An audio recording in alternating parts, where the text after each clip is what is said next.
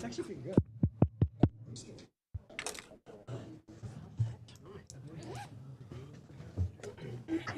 I will call this meeting of the Stuart City Commission to order. Suse, would you call the roll? Mayor Collins? Here. Vice Mayor Reed? Here. Commissioner Clark? Here. Commissioner Giobi? Here. Commissioner Rich? Here. And Chaplain Skiba is not here today, so I'm going to do something a little unorthodox, and I'm actually going to lead us in prayer and then the pledge. Thank you.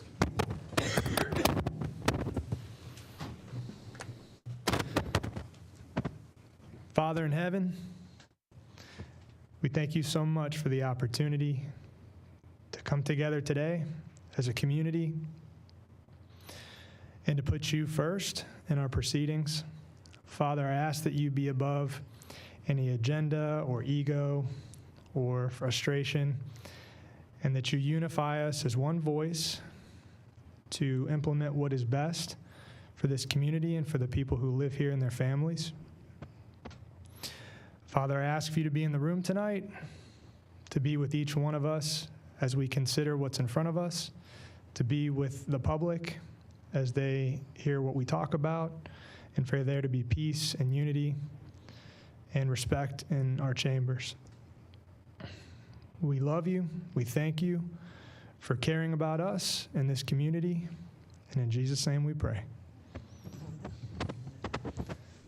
I pledge allegiance to the flag of the United States of America and to the republic for which it stands, one nation, under God, indivisible, with liberty and justice for all.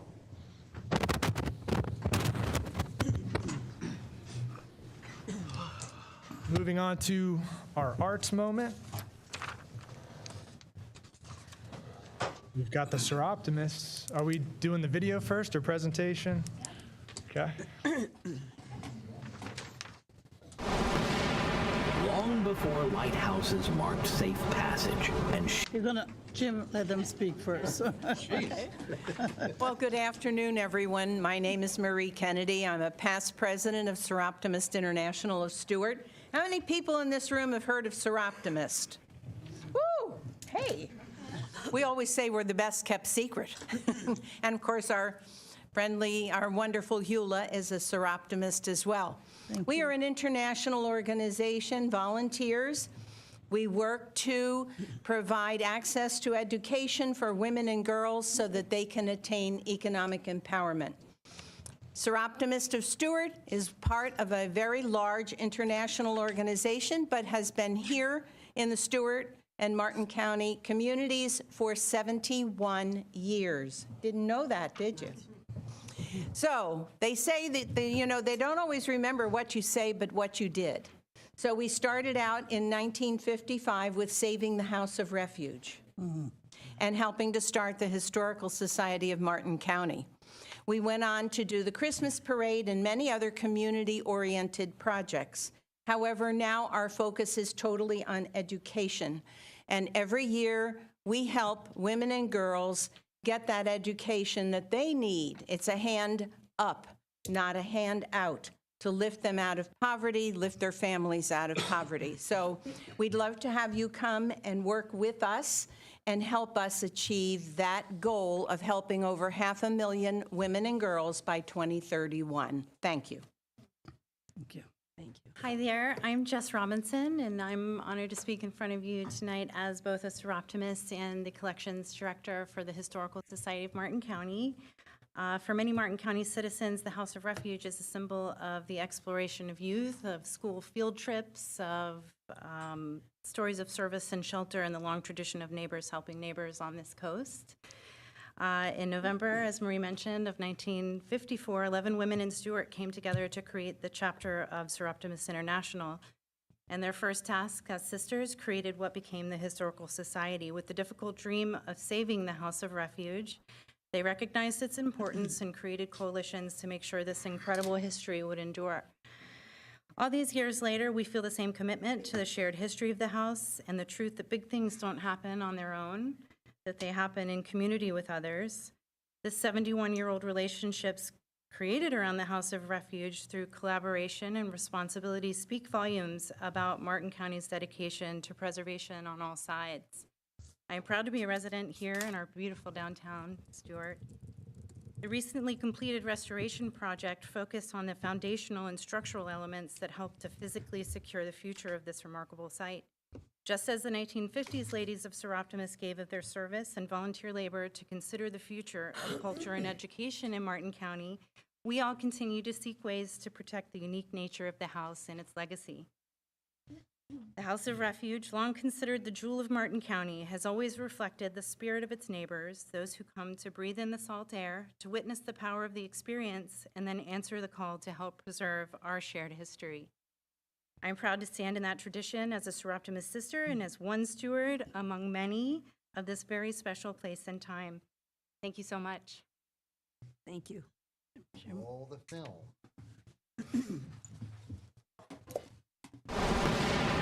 Long before lighthouses marked safe passage and ships braved these perilous waters, this coastline belonged to the Eyes Indians.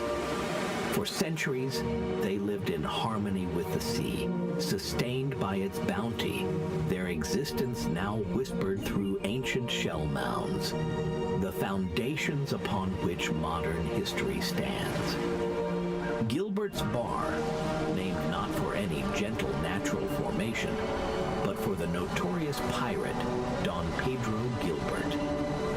In the early 19th century, Gilbert terrorized these waters, infamous for plundering merchant vessels and burning ships to erase evidence of his ruthless crimes. His chillingly famous saying, "Dead cats don't mew," meant simply, dead men tell no tales. His reign of terror ended in 1835, as he became the last pirate executed in the United States, leaving his name etched permanently into this perilous reef.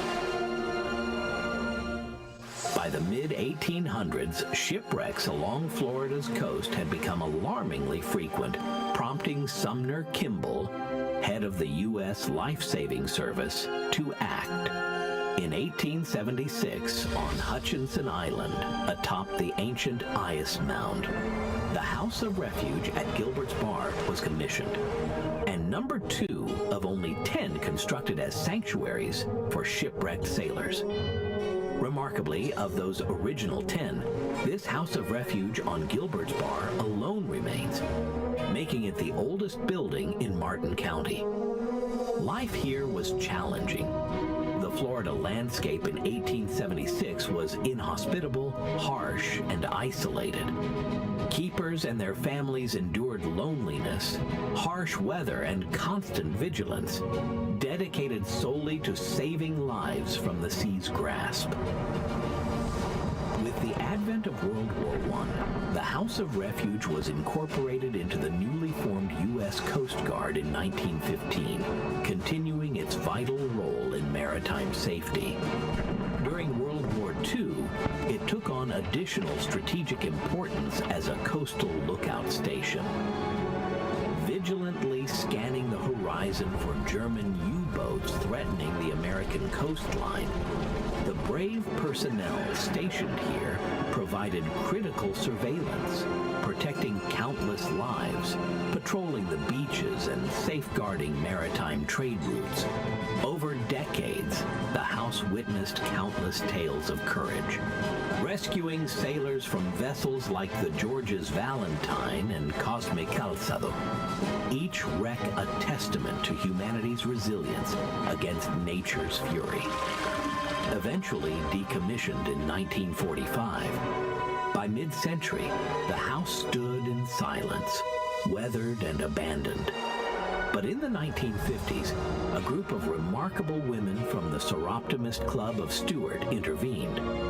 Refusing to let this historic gem decay, they rallied support, raised funds, and partnered with the county to breathe new life into its story. Soon after, the Historical Society of Martin County was formed in 1955 and has continuously continuously preserved this vital piece of maritime heritage, ensuring the stories of bravery and survival would never fade. In 1955, the Historical Society of Martin County was born. Its founding mission to preserve and share the legacy of this house. Through decades of stewardship, community events, and educational outreach, the Society has protected the house as a living museum, open to all who seek to connect with Florida's maritime roots. Yet this shoreline is not only known for human history, but also for an enduring natural legacy. From 1955 to the 1980s, marine conservationist Ross Witham, known as Martin County's Turtle Man, pioneered efforts to protect endangered sea turtles. His groundbreaking sea turtle project here at the House of Refuge significantly bolstered turtle populations, leaving an indelible mark on conservation practices worldwide. Today, the House of Refuge stands not merely as a historical site, but as a testament to the enduring bond between humanity and the sea. From the indigenous Eyes people and the treacherous pirate Gilbert, to heroic wartime efforts and pioneering conservation by Ross Witham, each chapter echoes along this shore, reminding us that history is alive in every wave that touches these sands. May the stories told here inspire and remind us of our eternal connection to the sea and our shared responsibility to preserve its history, its wildlife, and its mysteries for generations yet to come.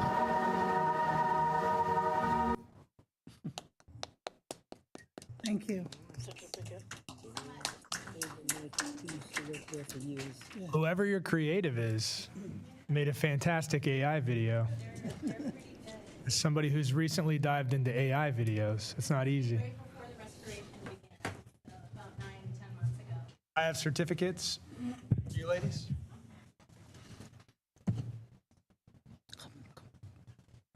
Over here. Ginger. Marie, come on. Yes. If you want me, I'll come too. I'm just kidding.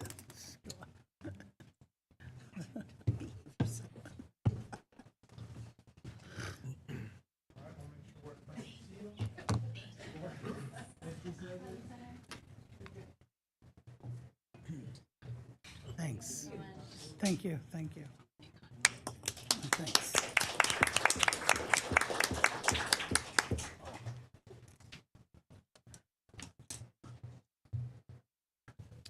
Moving on to proclamations, Public Safety Telecommunicators Week.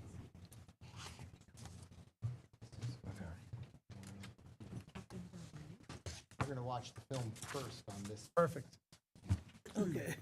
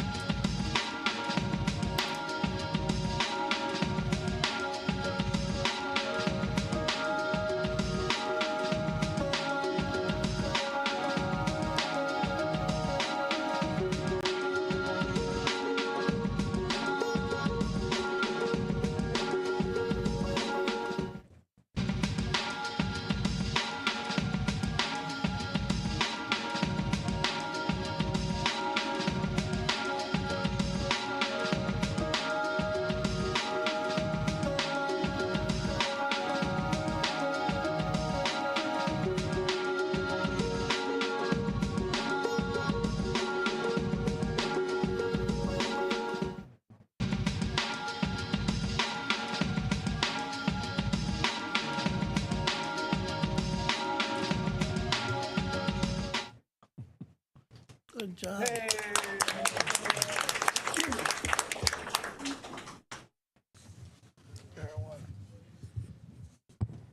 Mr. Baggett, will you be reading the proclamation?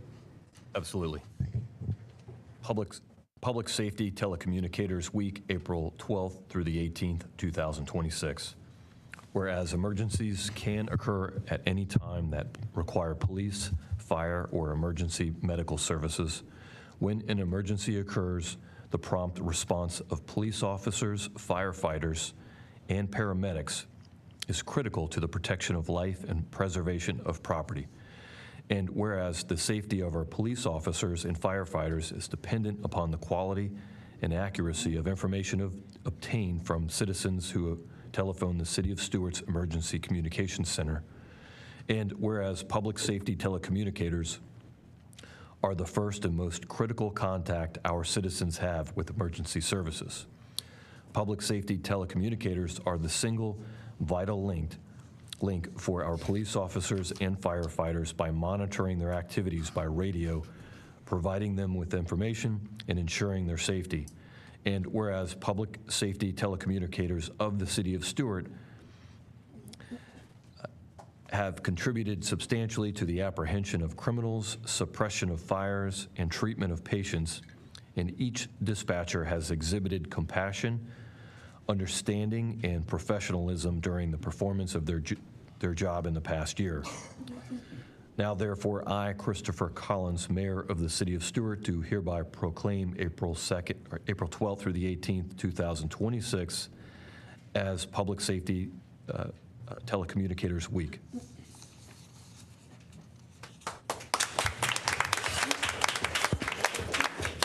Good evening, Mayor, Vice Mayor, Commissioners, staff, and department heads. My name is Michael Gerwin. I'm a captain with the Stuart Police Department. I'm here on behalf of Chief Zanelovic. We both wanted to present this. I just wanted to read a little bit about what the dispatchers do and then introduce some of the ladies here. The Stuart Police Department's Public Safety Communications Center is a critical operation hub for the public safety within the city. Public safety communicators, our dispatchers, serve as the first point of contact for community members seeking help and provide essential support to our police officers. Their expertise, professionalism, and commitment ensure that emergency response in the City of Stuart remains timely, accurate, and effective. Stuart police officers have a very efficient and prompt response to 911 emergency calls due to our telecommunicators. So a little bit about our staff. The communication center is staffed with 9 full-time police dispatchers, 4 part-time police dispatchers, and 1 communications supervisor. What's unique this year is we achieved an award, a milestone, if you will. In 2025, we became accredited by the Florida Dispatch Accreditation Organization. This accreditation recognizes agencies that meet or exceed statewide best practices for training, operational performance, policy compliance, and quality assurance. Achieving this status demonstrates the department's commitment to excellence, professionalism, and continuous improvement in public safety communications. The accreditation reflects the hard work of the dispatch team, their adherence to high standards and effectiveness of the center's policies, procedures, and quality control measures. So a little bit about the volume that they completed last year. They took 34,783 calls service. 13,000 of them, a little bit over that, were emergency calls, and 21,000, a little over that, were non-emergency calls. So they work very hard, and I can tell you, as the husband of a former dispatcher, they receive the brunt of the call, because every call that we receive, it starts with them first. So when someone's not having a good day, they're emotional, they're in panic, they receive the brunt. So their blood pressure goes up. Sometimes they take verbal abuse, yet they maintain their professionalism and get the call organized to give it to us police officers. So I really do appreciate each and every one of you. Thank you. If you'd like to introduce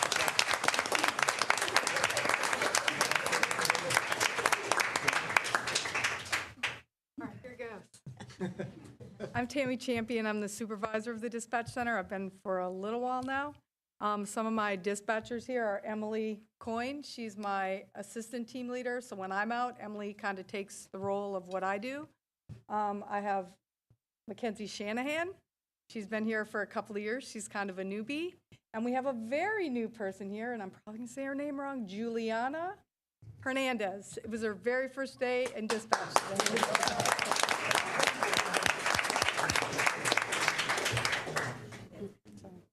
We appreciate all your support and your help. We do have a lot of things that go on, in there. You're all welcome to come visit anytime. I know Misty came and spent some time with us for that video, and I think it was fun for her, and she saw some things she probably didn't realize maybe kind of happened in there. So you're all welcome to come visit and spend some time in there.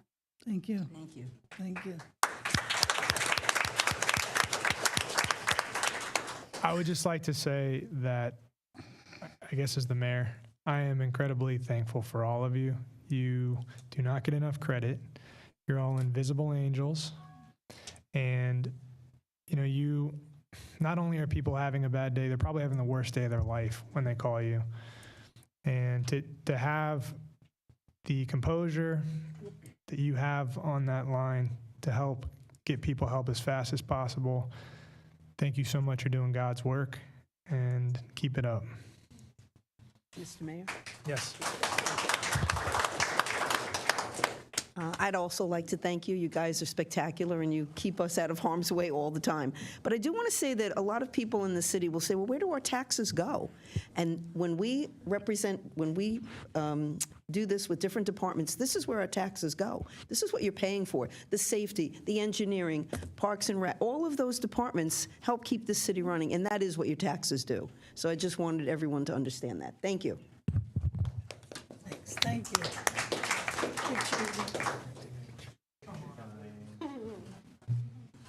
Thank you, Tammy.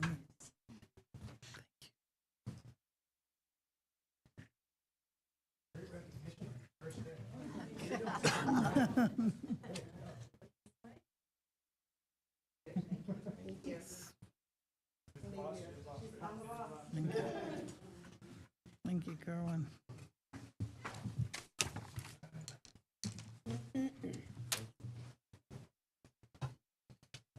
Moving on to Donate Life Month. Whereas one of the most meaningful gifts that a human being can bestow upon another is the gift of life. Over 105,000 men, women, and children are currently on the national waiting list for organ transplantation, of which over 6,000 reside in Florida. And whereas a number of transplants, nearly 49,065, occurred in 2025, thanks to the generosity of over 23,787 deceased and living donors, of which LifeLink of Florida honored more donors than ever before, serving 360 organ donors who provided 995 life-saving transplant patients in need. And whereas the need for organ, eye, and tissue donation remains critical as a new patient is added to the national waiting list for an organ transplant every 8 minutes, and each day, roughly 17 people die due to the lack of available organs. And whereas more than 10 million Floridians have already registered their decision to give the gift of life through organ and tissue donation at www.donatelifeflorida.org or on their driver's license, nonprofit LifeLink of Florida is dedicated to the recovery of organs and tissue for transplantation therapy in Florida, with a mission to honor donors and save lives. Now, therefore, I, Christopher Collins, Mayor of the City of Stuart, do hereby proclaim April 2026 as Donate Life Month. Thank you. Hi. Hi. I'm Tara. Thank you for having me. I did not bring a video. It's okay. Probably be glad about that. Anyway, I am so proud to accept this proclamation of Donate Life Month from Stuart. A fun fact about me is that I was born and stayed right here in Stuart. You know, it's a big deal to me. It's pretty special. And another fun fact is that when I was 12 years old, I met my best friend Denise on a potato field in Palm City, Florida. It's important that I share this connection with you because this is why I'm so connected and so proud to represent Donate Life and LifeLink of Florida. You see, 10 years ago, Denise was diagnosed with liver failure, and she was told that without a new liver, she would die. I hope no one ever has to hear that from a doctor about a friend or a relative, but it happens every day. Sorry, I'm a little nervous. She was put on the UNOS transplant list, where she stayed for over 4 years. the thing is that people on the list, they get sicker and sicker because we just don't have enough registered donors. That's why I'm speaking today. In 2020, right in the middle of COVID, Denise met a new surgeon, and that surgeon said that she may not make it until a donor became available. He asked her, "Do you know anyone who might give you part of their liver while alive?" Can anyone figure out what happened? I got a Facebook note, not even kidding, asking for half of my liver. I, of course, said yes. And 5 years ago, I gave half of my liver to my friend. They took her dying one out, and they replaced it with mine. We'll be celebrating our 5-year liverversary in August. Praise the Lord. Thank you. Thank you. Now, not everyone can receive a living donation of a liver lobe or a kidney. A lot can, and now you know about it, right? You know someone that lives right here, a neighbor that did that.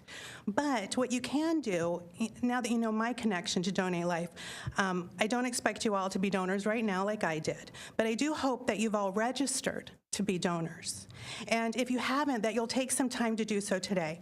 You can find information at donatelifeflorida.org, or you can even find it in your phone's health app now. It's kind of cool. If you're registered, or if you intend to, the thing that I want to express and share with you the most is that you need to share your decision with your family. Sometimes they are the final consent. Having it on your license is of the utmost importance, but if your family says no, it may not happen. So make sure they know what your intention is. Just a few general facts before I leave you. As you mentioned, over 6,000 Floridians and more than 105,000 people across the country are currently waiting for life-saving organ transplants.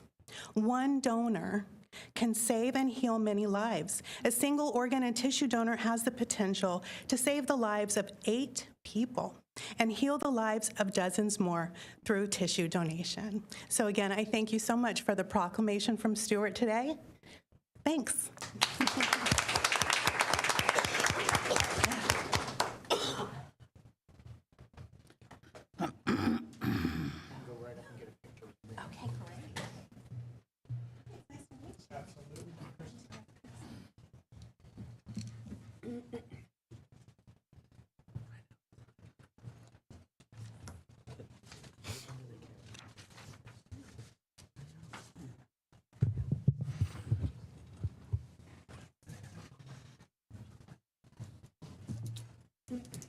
Sexual Assault Awareness Month. Whereas sexual assault remains a serious and pervasive issue that affects individuals of all ages, genders, races, and backgrounds. And whereas raising awareness about the prevalence of sexual assault and the need for prevention is essential to fostering a safer and more supportive society for all. And whereas Sexual Assault Awareness Month serves as an opportunity to educate communities about the impact of sexual violence, as well as to empower survivors by providing resources, support, and encouragement for healing. And whereas it is crucial to continue advocating for policies and programs that prevent sexual assault, support survivors, and hold perpetrators accountable to ensure the safety and dignity of every individual. Now, therefore, I, Christopher Collins, Mayor of the City of Stuart, do hereby proclaim April 2026 as Sexual Assault Awareness Month. Good evening, everybody. I'm Jessica Bright. I'm the Executive Director at the Inner Truth Project. And Tara, I did one better. I did not bring a video or notes. So, honestly, I just wanted to come today and really thank you all for honoring April as Sexual Assault Awareness Month. Again, I'm the Executive Director. The Inner Truth Project has been on the Treasure Coast here since 2012. And we support women, men, and children who've been through any type of sexual abuse or sexual trauma. Our programs are open to children ages 10 and older. We provide therapy, support groups, empowerment workshops. even furthermore, since I've been with the Inner Truth Project for the last 8 years, my main mission has been to really empower our families. Sexual abuse numbers, statistically speaking, 1 in 3 women and girls before the age of 18 will experience some sort of sexual abuse or violence. For men, it's 1 in 6, depending on where you get the statistics from. Sometimes it's 1 in 4, sometimes it's 1 in 5. Regardless, those numbers are too many. 1 is too many. So having programs like the Inner Truth Project, we're able to come and celebrate survivors of sexual abuse, whether it's been trafficking, rape, molestation, whatever it is, whatever their story is, we're here to empower them and show them that this crime happened to you, but we can move forward together. We're here to support you. We are newly funded through the Children's Services Council of Martin County this past year. It's been a very number of years, and we're really proud of that. Thank you all to the taxpayers here that are in Martin County, because a portion of your tax-paying money goes to programs to serve that are here in Martin County and in Stuart.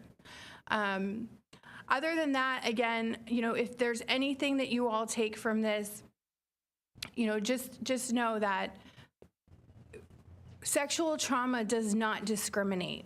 It can happen to anybody, whether you are homeless, not homeless, substance use, not substance use. It looks like people that are right here in this room.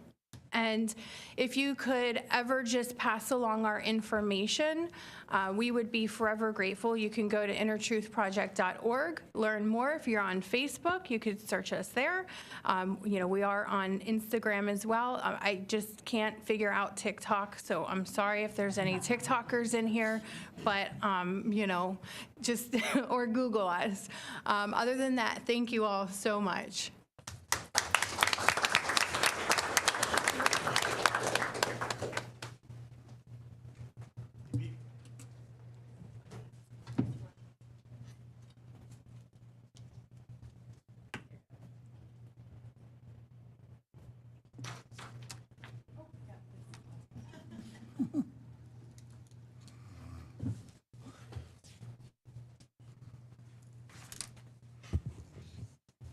Stamp Out Hunger Day.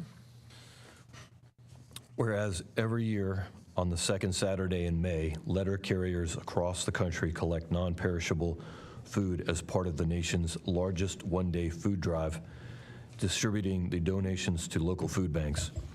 And whereas the letter carriers Stamp Out Food Hunger Drive is just one example of how letter carriers work to make a difference in the lives of those they serve. Since the pilot drive was held in 1991, more than 1 billion pounds of food have been collected.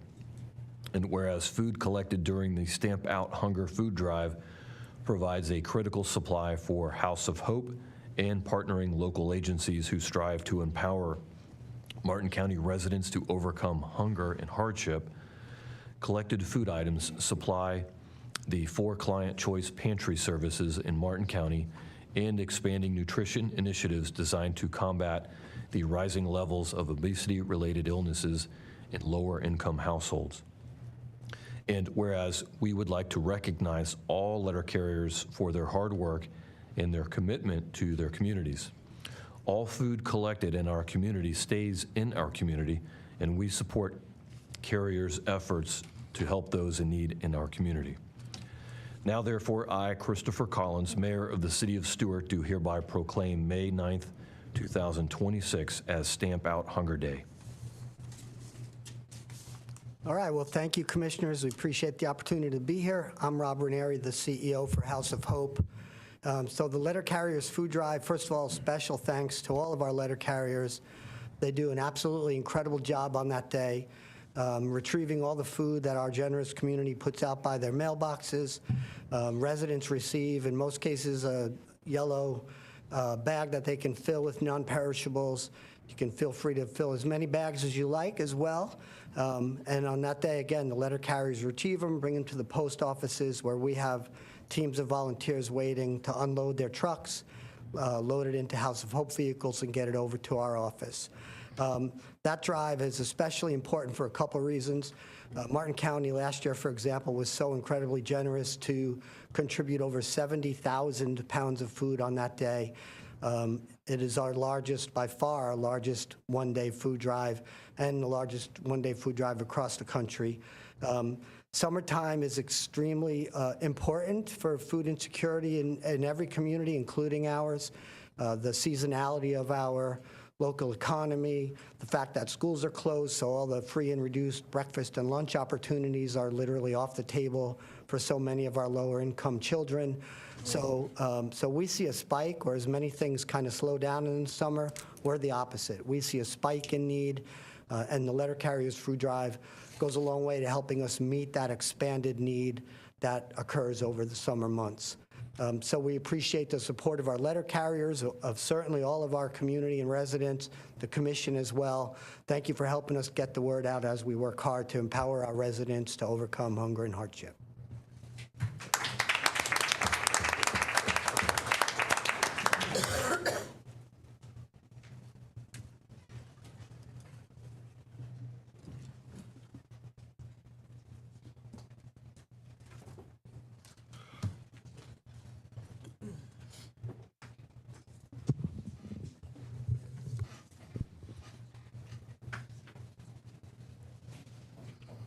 And Florida Emancipation Day.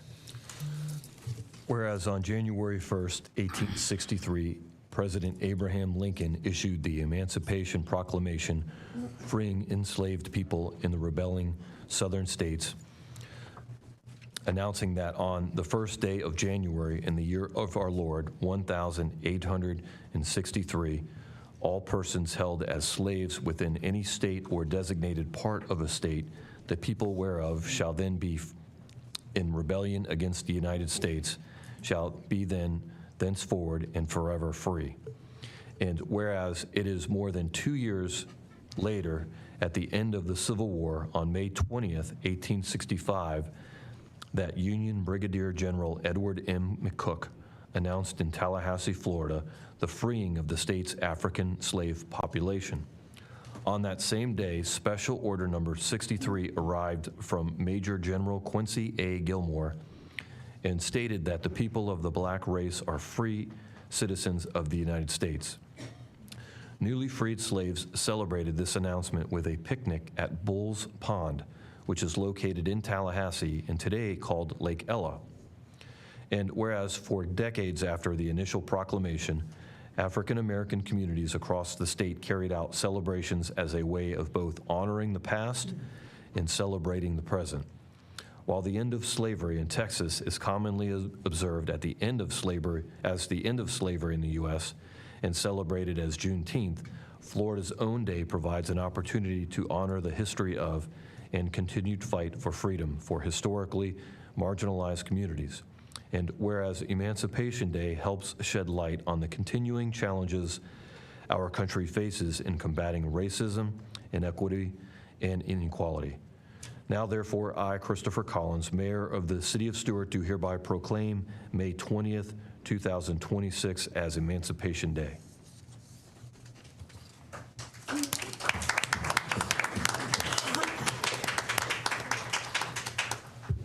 going to do this together.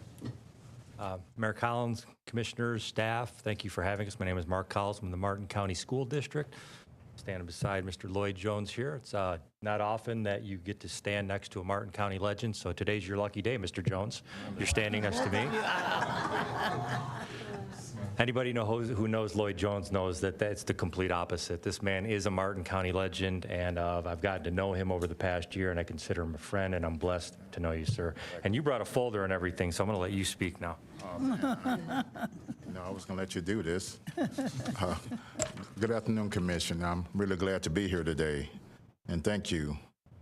You know, my name is Lloyd Jones. I am a Martin County native. I'm a retired Martin County Deputy Sheriff after 36 years of service, and I do appreciate the job that the dispatchers do. I mean, they kind of saved my hide a few times, so I really appreciate them, and thank you for honoring them today. You know, I currently serve as the president of the Martin County Black Heritage Initiatives. We are also affectionately known as the Beehive. We're actually pretty active, and I really appreciate the people who work with us. And Mr. Mayor, we are very grateful to the Florida legislature for officially recognizing Emancipation Day in Florida back in 1997. Today, by presenting me with this proclamation, you are helping the Martin County Black Heritage Initiatives create a unified setting where the Martin County Board of County Commissioners, the City of Stuart Board of Commissioners, and the Village of Indiantown Council can collectively and publicly recognize Emancipation Day. The recognition of this Emancipation Day, of this Emancipation Proclamation, will take place during a special event we have planned for May 16th, 2026 at Gazebo Park here in downtown Stuart. Our program will feature a historic reenactment and reading of the Emancipation Proclamation, commemorating the moment it was read at the Knott House Museum on May 20th, 1865, making freedom for enslaved people in Florida possible. This event is supported by Martin Arts, the daughters of Union veterans of the Civil War, Tent 12, and the sons of Union veterans of the Civil War, Camp 3. I must admit that since beginning this project, I have gained a deeper appreciation for the profound impact the Emancipation Proclamation has had on American culture and society, even today. Our goal is to shine a broader light on Florida's rich and diverse history by using a wider lens, one that includes all voices for inclusion. We respectfully invite you. I've given you an invitation, by the way. I hope you guys show up. Have it. We've invited you to attend this event. And we view this event as being the kickoff season for celebrating all the freedoms in America, June 19th, as well as our 205th anniversary on July 4th. So I look at this as being the season of celebration of freedom. We're especially grateful for your willingness to issue the proclamation, which will be acknowledged at our program. We also extend a sincere thank you to Commissioner Clark for her support and assistance. This year marks the beginning of what we hoped would become an annual growing collaboration. In the future, we plan to include additional municipalities and partners. Our motivation is simple but meaningful: to use this historic occasion to help our community learn more about the moments, places, and people that shaped our shared freedoms and our collective humanity. Thank you. Mr. Mayor, may I say, so thank you, Mr. Jones. So for the past 6 years, I've worked through the information from the League of Cities and the Caucus of Black Elected Officials to get our city involved, and we've been having our city involved. And this year, we're going to have our program at probably the most famous school in Martin County, the first school in Martin County, the Stuart, that has a building still there, the Stuart Training School. And so Mr. Cowles from the school board is here. There'll be a program at Spectrum Academy. It was scheduled for the 20th, which is the day we've always done it on the day of, because this is a school board collaborative event, and the school will be having graduation, I think Jensen Beach High School that day, and most of the community in Stuart is related to Jensen Beach High School.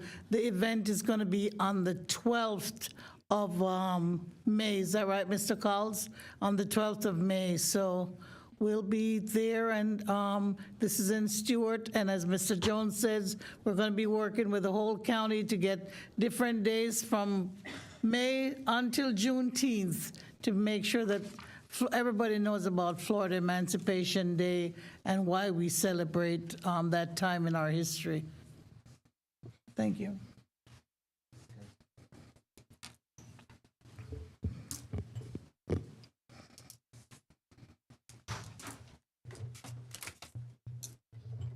Gonna do one of and both of.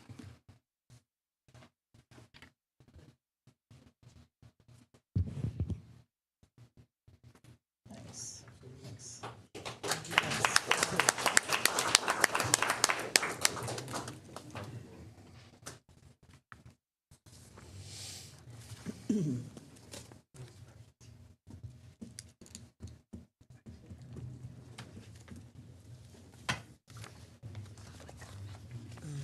Moving on to item 7, the OB and Cleveland Clinic Transport's presentation. For context, I had sat next to Dr. Shepke at a recent Martin County Board of County Commissioners meeting where the interlocal agreement with fire was being discussed. And I asked him if he would be willing to come and be very clear with all of us, both our city policies and the rationale for the reasons we do the things we do as our fire medical director, because in my opinion, there was some confusion being espoused from the county side. And so I thank you for being here and taking the time to do this. I think it's very important so people understand why we practice the way we do. Thank you, Mayor. Thank you, Vice Mayor, Commissioners, staff. I appreciate the opportunity to clear up some of the record. My name is Dr. Kenneth Shepke. I'm a board-certified emergency medicine physician who is subspecialty boarded in the field of EMS, which is our 911 system. I'm going to go over a few different things. We serve as your medical direction group, and our group is unusually specialized and has an unusual amount of expertise in this field. I'm going to explain why that's important. It's not just one physician that serves as your medical director. We have a group of 10 physicians. We cover 4 counties worth of 911 systems, over 3 million residents in Florida we serve. We don't have any local hospital affiliation issues, meaning we don't have any conflicts of interest or competing interests in terms of what we do, either from financially, politically, or otherwise. No pressure can be put on us by a hospital administration or anyone else. We've got just one goal, which is do the best thing possible based on the science and the national consensus for the patient. And I take that very personally because I have a belief that every single person listening to me in this room, myself included, is the patient, not some nameless, faceless stranger. Every single one of us, some point along the timeline, it will be your turn to dial 911 for an emergency for yourself or a loved one. So we take that responsibility extremely seriously. Now, I want to talk a little bit about our group and why we have an unusual concentration of expertise and why we actually serve as the resource and reference for many EMS physicians across this nation. There are roughly 22,000 ground-based 911 systems across our country. But there are only a little over 1,000 physicians who are actually subspecialty boarded in the field of EMS. Our group has 4 of them. That's very unusual to have. And why that subspecialty certification is important, I'll just give you an analogy. I mean, if you had heart problems, you could certainly go see an internal medicine physician, and they can handle most issues. But when you start having complex and nuanced things, you want a cardiologist, a subspecialist. That's how this works too. Most ground-based 911 systems have someone I would refer to as a generalist. And then there's a handful that have EMS subspecialists like we do, not to mention 4 of them. And I want to mention just a few of the physicians here. Our nationally, and I apologize, this is not for self-aggrandizement. This is basically to show that we literally are the reference to go to. If I'm going to tell you what the standard is and the scientific is, we have the credentials to tell you and back that up. So the National Association of EMTs created the National EMS Medical Director of the Year Award. That's only been given out 12 times. Our group have 3 winners of that national award. The Journal of EMS gives out the National Top 10 Innovator in EMS Award. We have 2 of those winners. Dr. Pepe, there on the bottom right, is widely considered to be one of the fathers of the field of EMS, having published over 500 peer-reviewed articles in the EMS literature. Dr. Antevi, who's on the bottom and the left, is widely considered to be the most influential pediatric emergency physician in our country, if not the world, having revolutionized the treatment of pediatrics in the field of EMS.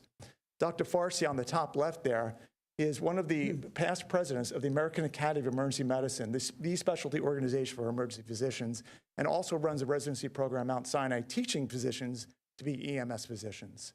I myself was the past state EMS medical director before I became the chief medical officer for the Division of Emergency Management, before I was named the Deputy Secretary for Health of Florida Department of Health. This is not, and I'm not here speaking, by the way, on behalf of the federal government. I'm speaking here as your medical direction team. I just wanted to let you know there's significant expertise in about what I'm about to tell you. Not to mention that we have unparalleled exposure to national experts. Dr. Pepe developed an international group of EMS physicians known as, quote, colloquially, as the Eagles. From EMS physicians across the globe are top researchers and experts in my field. And literally the joke is, if you want to be a member of the team, your jurisdiction has to be seen from space. Because these are people, Berlin, Paris, Melbourne, Australia, you get the idea. We get together every single week to discuss the latest advances in the field of EMS science. Now, let's talk about the medical independence. I mentioned a little bit why that's important. We take our role very, very seriously, not only locally, but on a state and national basis. So we don't take sides other than the patient's side. So when I put a protocol together, it is absolutely for every single person in this room and for myself based on the latest, most cutting edge science. And sometimes that actually causes friction because we're doing things sometimes the hospitals haven't even heard of yet because I've been exposed to so many researchers. But eventually they'll be doing what we do already.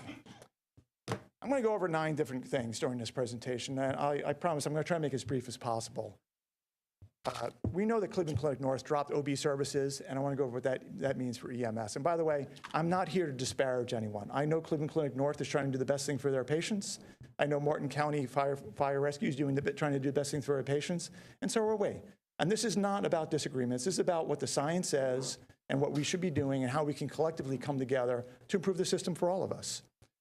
I'll go over the drive times from Stuart to the now OB-capable hospitals and why that makes a difference.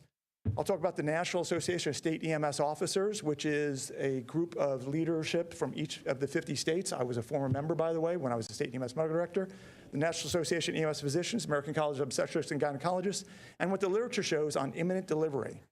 I'll talk about the morbidity and mortality data on delivering a baby in an ambulance versus a hospital, even a non-OB hospital. And I'll talk about why a patient at Cleveland Clinic North can't just simply be retransferred. And I'll talk about the presentation that the mayor pointed out that was at the Martin County meeting, why the number of babies a woman has had really changes what you need to do, and talk a little bit about how we can tell some of the signs of imminent delivery from an EMS standpoint. And then I'm going to leave you with evidence-based, scientific evidence-based suggestions on how we improve the process here locally. All right, so Cleveland Clinic Martin North no longer has OB, neither does Martin South. The two that do are Tradition and St. Lucie. And this is where it becomes an issue. Pretty much anywhere from in the city, we can get to North within a matter of minutes, single-digit minutes. There's no single-digit minutes here if we were going to bypass the hospitals locally to go to any of the OB hospitals. If you are a woman who's had more than one baby, you can go to second stage labor, from second stage labor to delivery in 6 minutes. Does anyone see 6 minutes up there if I bypass the local hospital? Or is that basically going to be a baby born in the back of the truck? I'm going to talk about why that's important. Now, the fire chief for Martin County did go up there and talk about how we should be bringing cases to OB hospitals. He is 100% absolutely correct, and I applaud him for saying that. But what he's missing is some of the nuance, some of the complex medical decision-making that requires a subspecialist in the field of EMS, and basically, frankly, some of the national standard guidelines for certain cases. These are basically the national guidelines. The National Model EMS Guidelines from the SEMSO and NEMSP. You want to take these folks to OB unless delivery appears imminent. What does delivery mean? Appear imminent mean? It means the mother wants to push, there's rectal pressure, or contractions less than 2 minutes apart. That's one of the nationally recognized, scientifically founded EMS data points that we look for imminent delivery. The NIH National Library of Medicine, signs of imminent delivery, divert to the nearest hospital. That's what the literature is telling you. I'm quoting it straight out of literature for you here. American College of Obstetrics and Gynecology and the American Academy of Pediatrics, unplanned out-of-hospital deliveries carry significantly higher risk of perinatal morbidity and mortality. Other literature at the bottom, same thing. Out-of-hospital deliveries, bad thing. Bad things happen. You are 2 to 3 times more likely to die if you deliver outside of the hospital versus a non-OB hospital. So I don't want a woman or their baby to have 2 to 3 times the risk of death if there's going to be an imminent delivery. If we do deliver a baby, half of them are going to suffer from hypothermia. It's going to cause all sorts of medical issues down the road. Let's talk about EMTALA. What does EMTALA stand for? Emergency Medical Treatment and Labor Act. It was put in place specifically for scenarios like we're discussing today to prevent hospitals from transferring patients who are pregnant in labor who are going to have a disaster on their hands if they do not get to the other hospital before they deliver. Nobody argues that the gold standard is an OB-capable hospital. I agree. That's the gold standard. What we're arguing is you have someone that does not have time to make it there, what's the next best thing to do? So let's go over the 4 cases that were raised. There's a case from April, from January 2026, September 2025, and February 2026. And just a side note, this sort of began as a complaint that Stuart Fire Rescue was unwilling to transfer cases emergently from North Hospital to one of the other hospitals. And I already reviewed that data, and over the years, we've accepted every single one of them except for 2, and I looked at both of those 2, and they're appropriate refusals, which I can talk to. And then it sort of morphed into, well, you're bringing cases that should be going to the OB hospital, and these are the 4 cases that were presented. I mean, you can just look at some of the things I bolded up there, and you got to see what I'm going to tell you about those cases, but I'll go into them one by one. All right, so this is the first case. This is a 35 weeks pregnant patient, contractions 1 minute apart. Let me point out that paramedics, it is not within their scope of practice to do cervical exams and measure dilation of cervixes. So we use other measures, other clinical clues, such as the urge to push and contraction frequency, with less than 2 minutes being what is the national consensus for imminent delivery. This patient went to Cleveland Clinic North on her own. She didn't go by 911. So now she falls under the EMTALA law, meaning it is Cleveland Clinic North's job to completely stabilize this patient prior to transport.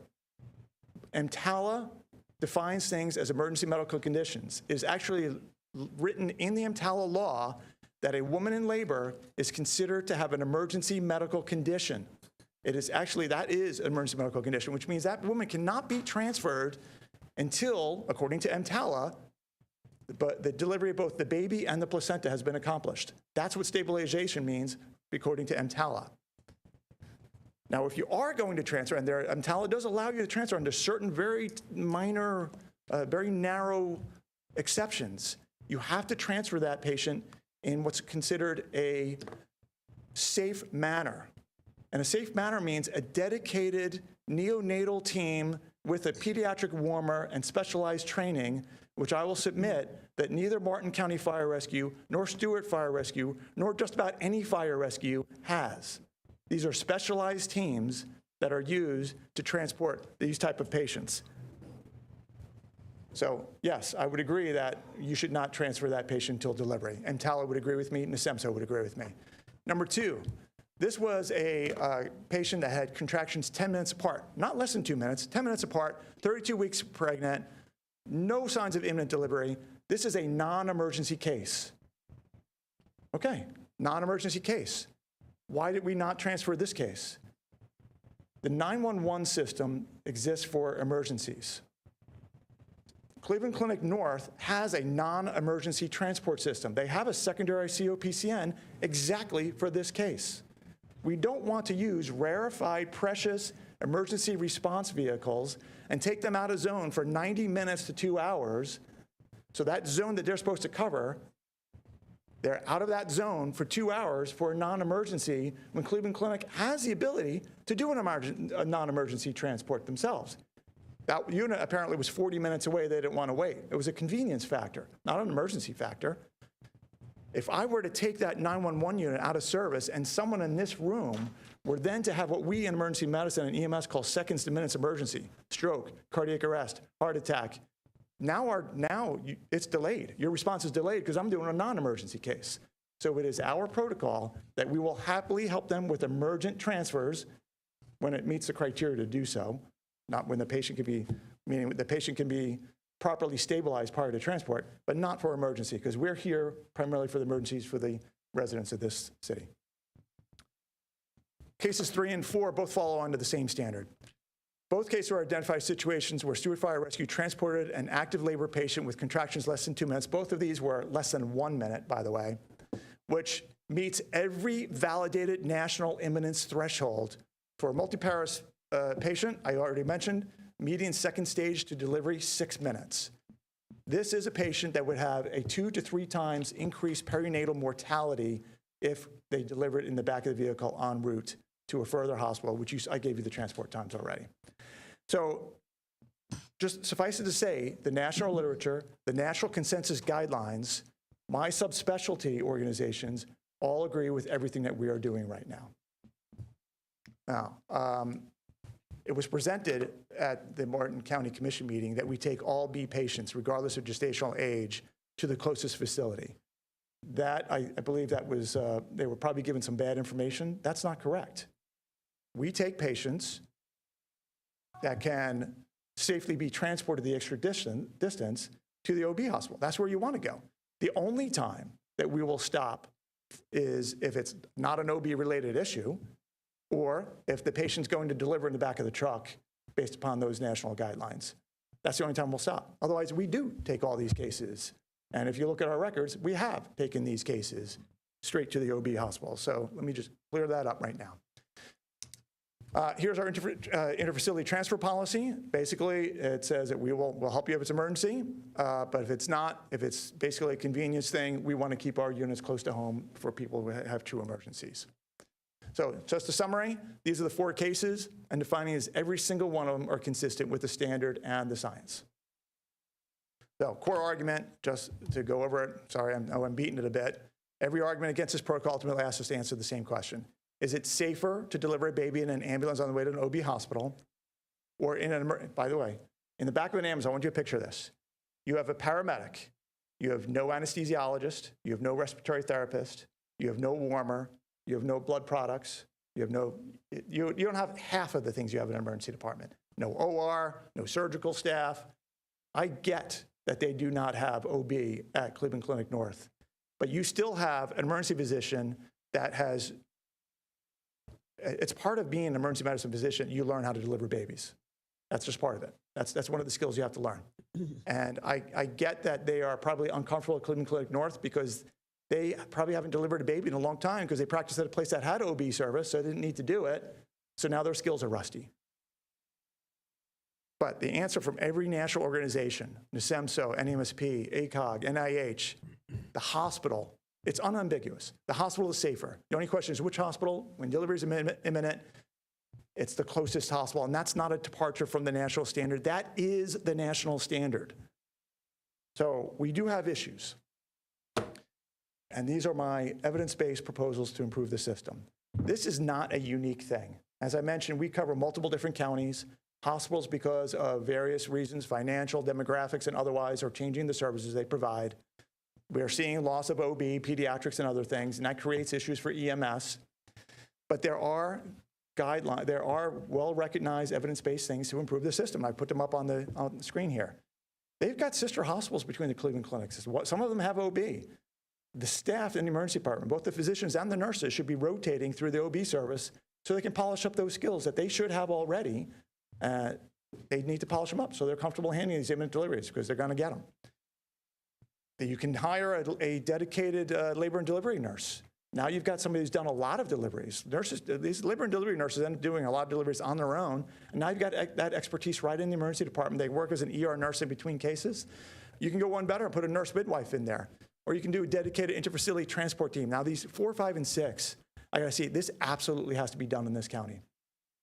It is not safe to let a baby either, whether it's born in the hospital, at the ER, or the non-OB hospital, and then put it in a truck to another hospital, or born in the back of an ambulance, to do it without these 4, 5, and 6 things. Meaning, if you're gonna transfer a neonate, you absolutely have to have specialized equipment, specialized resuscitation gear, warmers at the absolute minimum. These are things that 911 vehicles don't have. We don't routinely carry this. Cleveland Clinic North already has a transport unit. They should outfit that unit to beef up their skills, beef up the equipment so they can do this safely. That's what we need in this county. That's the fix for this. So I'm going to just go through this. You'll see these are levels of evidence. I'm not going to read it for you, but they're all strong to moderate to strong is for the 6 suggestions I've just given you, and I've given you the references there. This is the path forward. The national evidence confirms that we're doing what is the current national standard. I did a transparent case-by-case review of every incident that's been raised. Be happy to review more if they want me to review more. And I've given you 6 evidence-based proposals to strengthen OB services in this county. And I'm going to tell you, I'm going to leave it with this. I'm a huge fan of fire rescue. The fire rescue service is a brotherhood and sisterhood. And I don't mean any disparagement of anyone. I have no doubt that Barton County Fire Rescue is looking to do the best thing, just as we're doing the best thing. What we need to do is come together as a unit, as a brotherhood and a sisterhood, and work with our hospital partners to develop a system that's going to strengthen the linkage of care throughout our county and throughout our city for everybody here. Thank you so much. I'll leave you with the references for this. And Mayor, I'm here for questions if you have any. Questions from the commission for Dr. Shepke? I want to thank you for the detailed information. It was well needed. Thank you. I'm glad you're on our team. I'm thankful that you could bring clarification to our position and our policies. Moving forward, would you recommend that there's maybe a joint meeting with Cleveland Clinic's medical directors to try to shore up any disparity between what is clearly the national standard of care and what is happening procedurally at Cleveland? Yeah, I believe we have some meetings on the books. We're planning to meet tomorrow with some of the folks, both from Martin County Fire Rescue and from Cleveland Clinic. I plan to share the 6 suggestions that I've got. They're all evidence-based suggestions, well supported in the literature that we can use to beef up the system here locally. This is a problem that we're facing nationwide. This is not unique to our community, and that's why these suggestions exist here. We do need the distances when you regionalize care, which is very efficient from an economic standpoint and a manpower. Can you give clarity to everybody in this room of what that means? Yeah. So instead of every single hospital doing every single specialty, you combine certain services at certain hospitals in the region. And there are some benefits to that because anything you do lots of times in a row, you get practiced at it and you get excellent at it. So if you're going to have something done, you want to go to a place that does a lot of volume in that. So rather than have 10 places do 1 case a year, you want to have 1 place do 10 a year. So that's regionalization. That's an oversimplification. But what it does is it creates destination barriers, transport barriers, increases the amount of time to get to that service. So when you do that, you have to strengthen those non-service areas so that when you have cases like what we're talking about here, where you don't have the time to get to that regional expert, that they have the ability to do at least some stopgap measures to the best of their ability based upon the latest science. Mm-hmm. That's basically what those recommendations are for, to beef up the non-OB hospitals. Some of them come straight from the American College of Obstetricians and Gynecologists so that they can handle these emergency cases. Because the error would be to allow one of these babies to be born in the back of an ambulance. That is, by the science, the worst outcome. Both for mother and baby? For both. Yes. Yes. My ask to you would be, through your conversations with these meetings that you're going to be having over this issue and the ILA, if you would give us feedback as a board on if there needs to be special meetings scheduled with Cleveland, because my concern is that if your standard of, this national standard of care is not meeting what they're doing policy-wise, that's how we get disjointed and these kind of things happen. So anything this board can be doing to try to make sure that Cleveland is on the same page with what is the national standard, I would appreciate. And I know you're committed to doing that. You're here. taking your evening, breaking this down in a very impressive way with all the receipts. So thank you. Yeah, it's my pleasure. Happy to help. Absolutely. Okay. Seeing no comments, thank you so much, Dr. Shepke.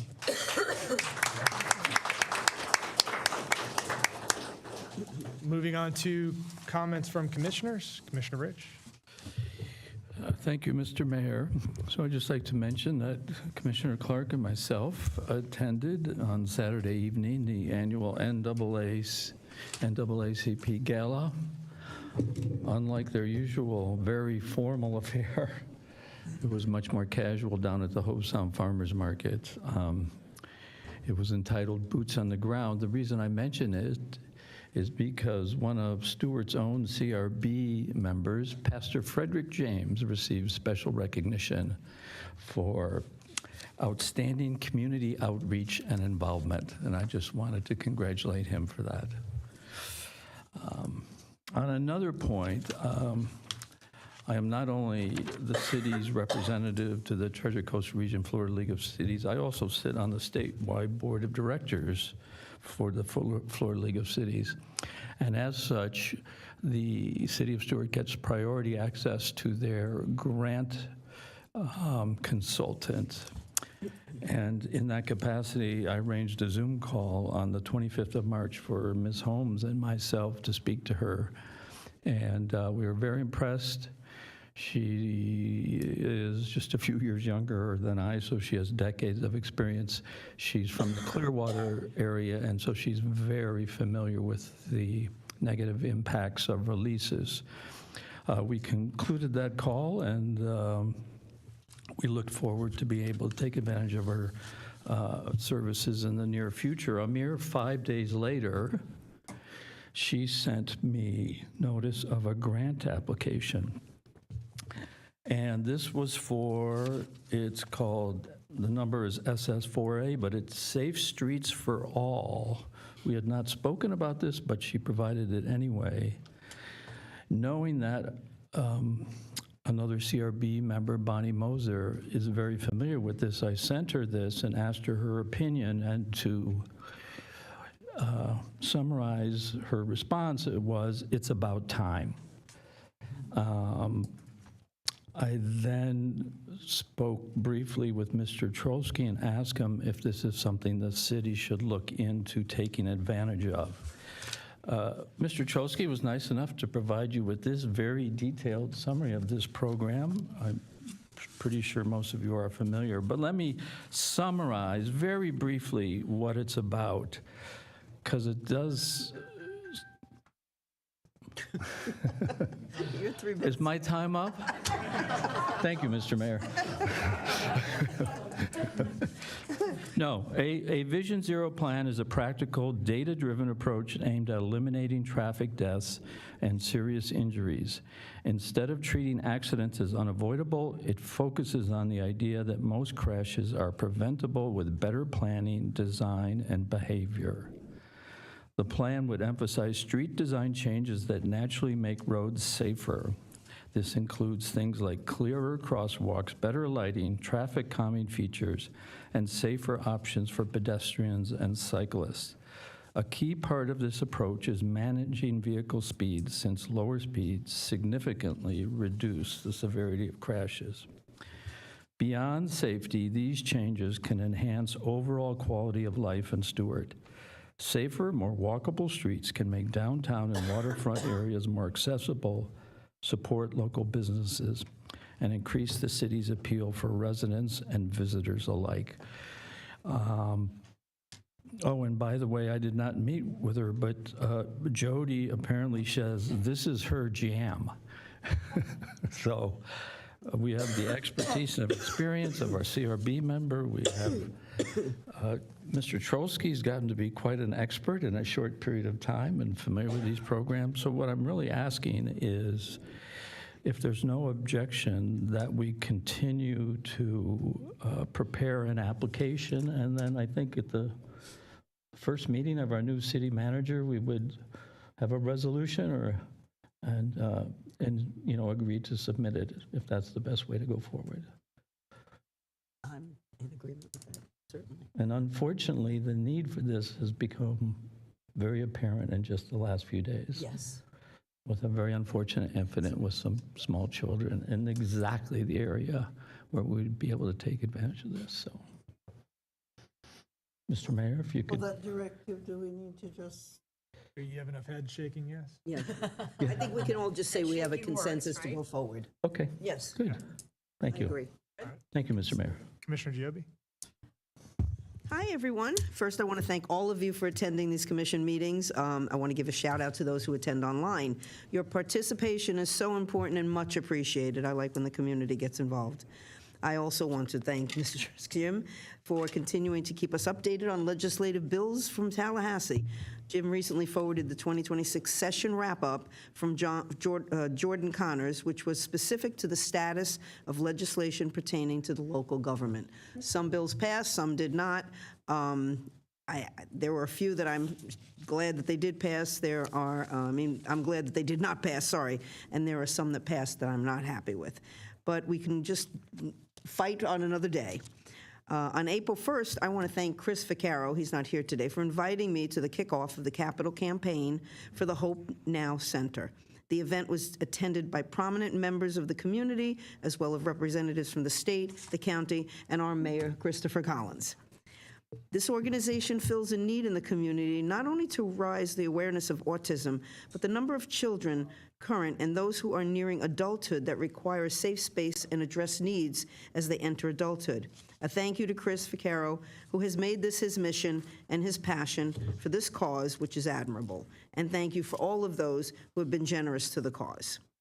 I also would like a consensus from the commission.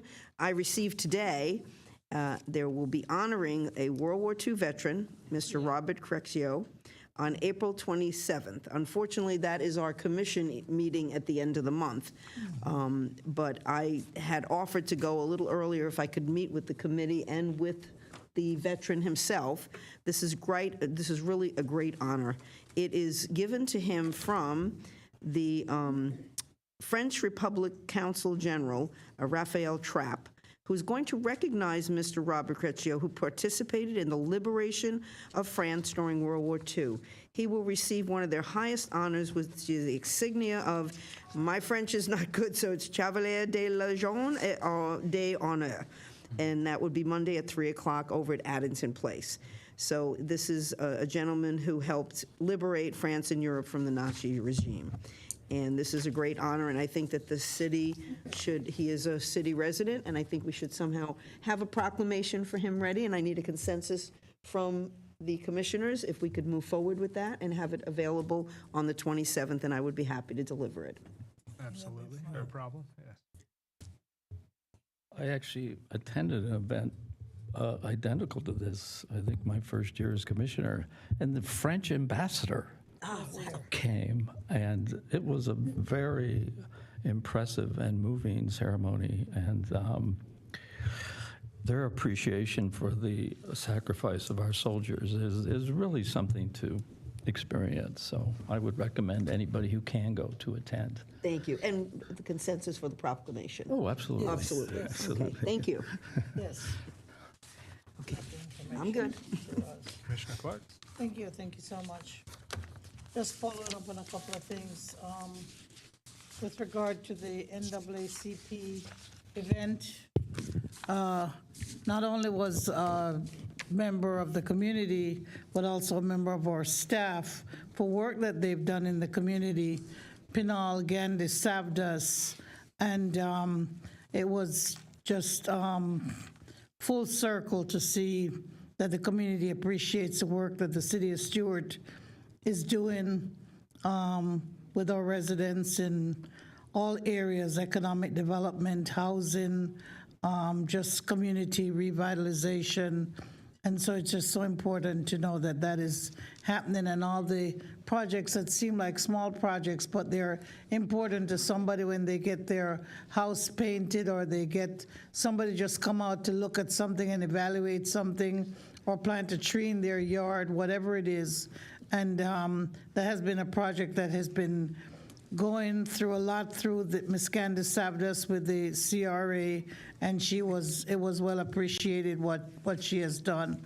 With regard to safety, I too have those same concerns that I've watched, and I've talked to Ms. Mosier several times, and I'm just glad that we've all agreed to try to move forward. The more grants and opportunities we can get to use for anything to help with the schools and safe schools. And we do not have a traffic engineer, and maybe it's because of the nature of our city. And I know when I worked in Ocala back in the 80s, they were small then, but they had a traffic engineer. And, we depend a lot on what the DOT does and what the county does. And we probably need to work much closer. I don't know if Mr. Uchin and Mr. Leggett, I don't see, oh yeah, Mr. Leggett is not here today. I have to mention him because he's not here, no. But we just need to work harder, because I hear about the accident that was at Stuart Middle School. East Ocean is a state road, but the most important thing is that the network of roads are what everybody uses, whether they're state or local or city, county. People are just concerned about making sure that they're in a safe environment. I know that we're always into taking less from the budget, Mr. Mayor, instead of adding to the budget, but maybe it's just in our organization for the city. We need to look, I know that we've had Kimley Horn to look at development projects from the traffic perspective, but we probably need to lean more. We lean a lot into drainage and to other things with our utilities department, but we probably need to dedicate some time and effort into more traffic planning and some traffic issues in our city. Even if we don't, hire a traffic engineer, we do have people who are contract who we work with, and we probably need to work closely with them and make sure that we're working on those things. And it is my understanding that we're going to try to work. You mentioned the idea from Ms. Mosier. Yeah. So okay. So we all right. That's good. With regard to East Stuart and trying to maintain that community with a character and a history. They've been working for the past 4.5 years to survey the area, to get the area set out to meet some very strict and stringent federal standards, national standards, and the documentation is all ready. It's all been submitted, all been looked at, and there'll be a hearing and a review in Tallahassee on May the 7th. I don't have the exact time, but the letters have been sent to residents, not just in the specialized neighborhood where the boundaries are, but people in other areas of Stuart and in that East Stuart area. So those who are interested, please get on the webinar and listen. And if there's the ability to participate. But we just need to make sure that everybody is aware of what is happening, and everybody has a fair and clear opportunity. So if you haven't received the letter, contact Jody Netwick or contact City Manager's office and say, I hear that something is going on in East Stuart. What is it about? I need to know. Whether you own property or not, please be interested. But those who own property, they should have received that letter.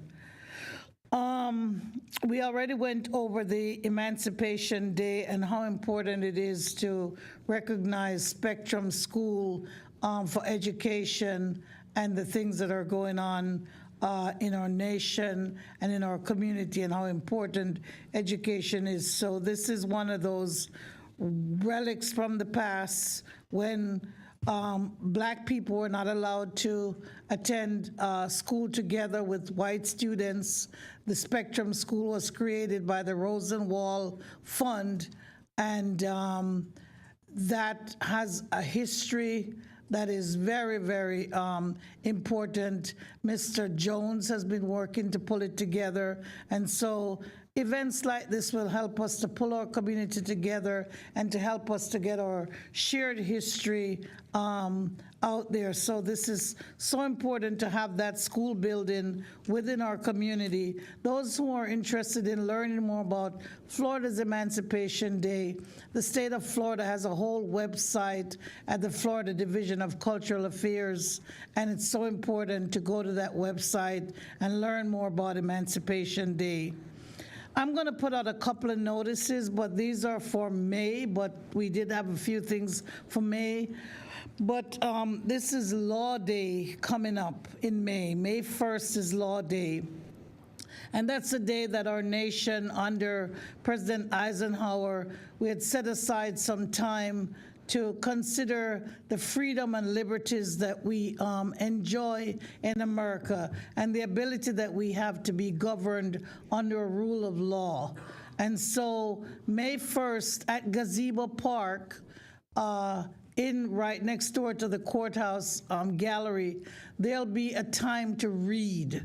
And the Dr. Larry Howell Book Club will be putting that on from 11 a.m. to 2 p.m., so this is around lunchtime. You can bring your own reading materials. You will be limited to 3 minutes or 5 minutes, depending on the reading material, or there'll be reading material there, such as the Bill of Rights, the Constitution, all kinds of things will be there for you to read from. You can read speeches, poetry, anything. This is a day that the American Bar Association is asking communities to be involved and to learn about your nation and express yourself. So that's important. And then on the 3rd of May, traditionally, St. Monica's Episcopal Church has always had a law day, probably for the past, 15 years or more. And we'll be having a service at 10 a.m.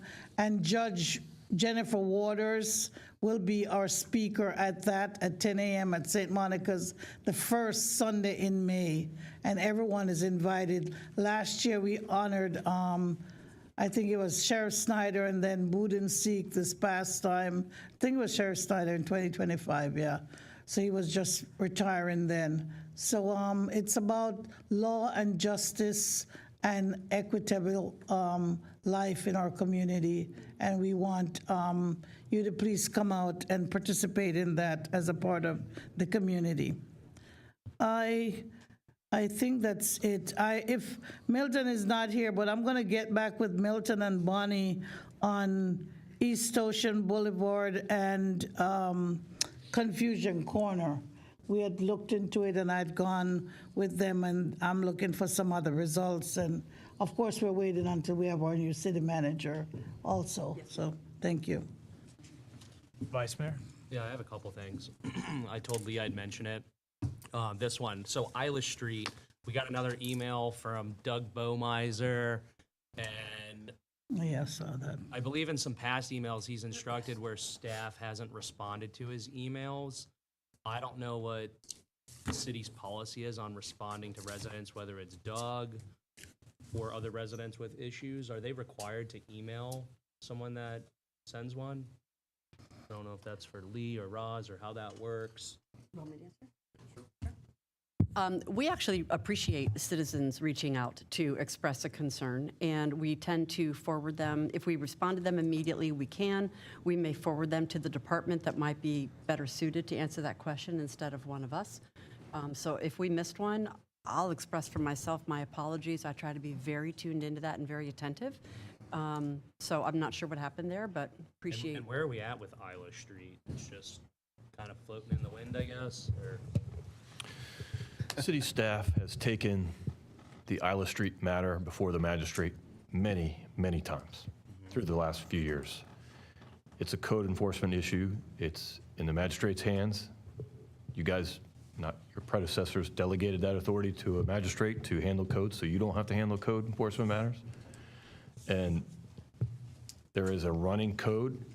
He's got a violation. I don't know what it's at now, but it's a significant number, and it keeps rising. So there is no safety issue. We're not going to go busting down the door and clean it up. It's all behind a fence. I can't see it from the road. You can't see it from the road. We're not allowed to go peeking over fences and looking in people's backyards, but there is a running code violation. There are a couple other issues. Mr. Baumeister raises that there's safety issues where our building official has been at the property and he does not believe that there is a safety issue. So that's another reason he's trying to get us to go on the property. So the only person that's complaining is Mr. Baumeister. I've not heard from any other person around that lives there, and I don't think he lives there. And I don't want to go through the history, but I've explained the history there between Mr. Baumeister and Mr. Haas. They're heated with each other. They used to live together in that house, so there's bad blood there. So the last magistrate was Mr. Nicoletti. He suspended the fines. I think we had a hearing, if I recall, November or December. He suspended the fines for 3 months, but that was through March. Now the fines start accruing again. And so that's where we're at currently. So it'll come back in front of the magistrate board if Yeah, and it's just the fine is continuously running. He gave him a 3-month or 2 or 3 month pass to get things done.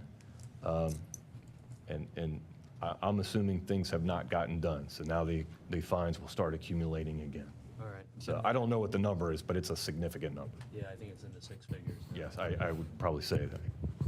And then my next thing is, I'm curious the board's consensus. I've brought this up multiple times as far as the Rudges case and the Stankovich. I believe Mayor Collins and myself were the only two that supported Stankovich coming back in front of the board, which I believe it's a legal thing now that's been filed for Stankovich. Or? Mr. Stankovich filed a lawsuit against the city, and we have an outside counsel defending the case. And mainly my comments are for like the history on it from like an independent research, because a lot of the comments and stuff that I've heard since my tenure here for the last year and a half has been from prior city staff that are no longer here, and they give me the information and I feel it should be independently researched, so it's not as like personally tied to the case from the beginning and the inception, and maybe things could have been bent and twisted, because this is a similar case, in my opinion, to Eilish Street, but the process was done differently. But I would like to see it researched, but I don't know how the board feels. What are you asking for? For them to like go through everything and compile it and find out what truly happened from start to finish. Are you asking for staff to do that? Are you asking for someone from outside of staff? I mean, it could be staff. I don't even know who it would be in the staff. What case are you referring to? What would it be achieving? What I'm trying to achieve is I feel as if the entire back history has been presented from, like I said, from prior city staff that has been presented and passed along to the new city attorney, the interim city manager. I don't know if someone has actually sat down and looked at everything from start to finish, or if we're just going off what the court is saying. That's what the court is for. What case are you referring to? The Rudges in particular, right? Okay. Yeah. Well, the Rudges, we're in litigation now. So That's I what would the not court is recommend for. doing that because we are currently defending a lawsuit by the Rudges. Yeah. Our attorney has filed the motions, the responses to the motions within the last week. So that's Yeah. a pending case. I would not recommend that. We can't do that. Same thing with Stankovich because he filed a lawsuit against us, and we're also in litigation on that one as well. We're not a court. Mr. Mayor? We didn't file the lawsuit, sir. Hang on, I'm just making comments. I just want to ask the city attorney, maybe people don't realize that once there is a lawsuit filed, we really can't get involved. I mean, that's really the issue. And I think that the commissioners can't get involved. You will end up in a deposition or trial eventually whenever you want to do That's that. it. But right now, we can't. It's in the courts. Mr. Mayor. In the courts. 11-year history. Mr. Baggett, is there a file that the vice mayor could review at his leisure that exists? I'm happy to go through any of them with him on a one-on-one basis. Okay. You know, I'm happy to on any of them. That would be I've a had to good learn start. about all of them Yeah, that's on my own. Is there a summary? I mean, when you came on board, you went through some of it. I'm sure there's a summary somewhere, and that's been updated over the last couple of years. On the various cases, yes. Yes, I mean, yeah, we did this with Ms. Alexander, and you know the result of that.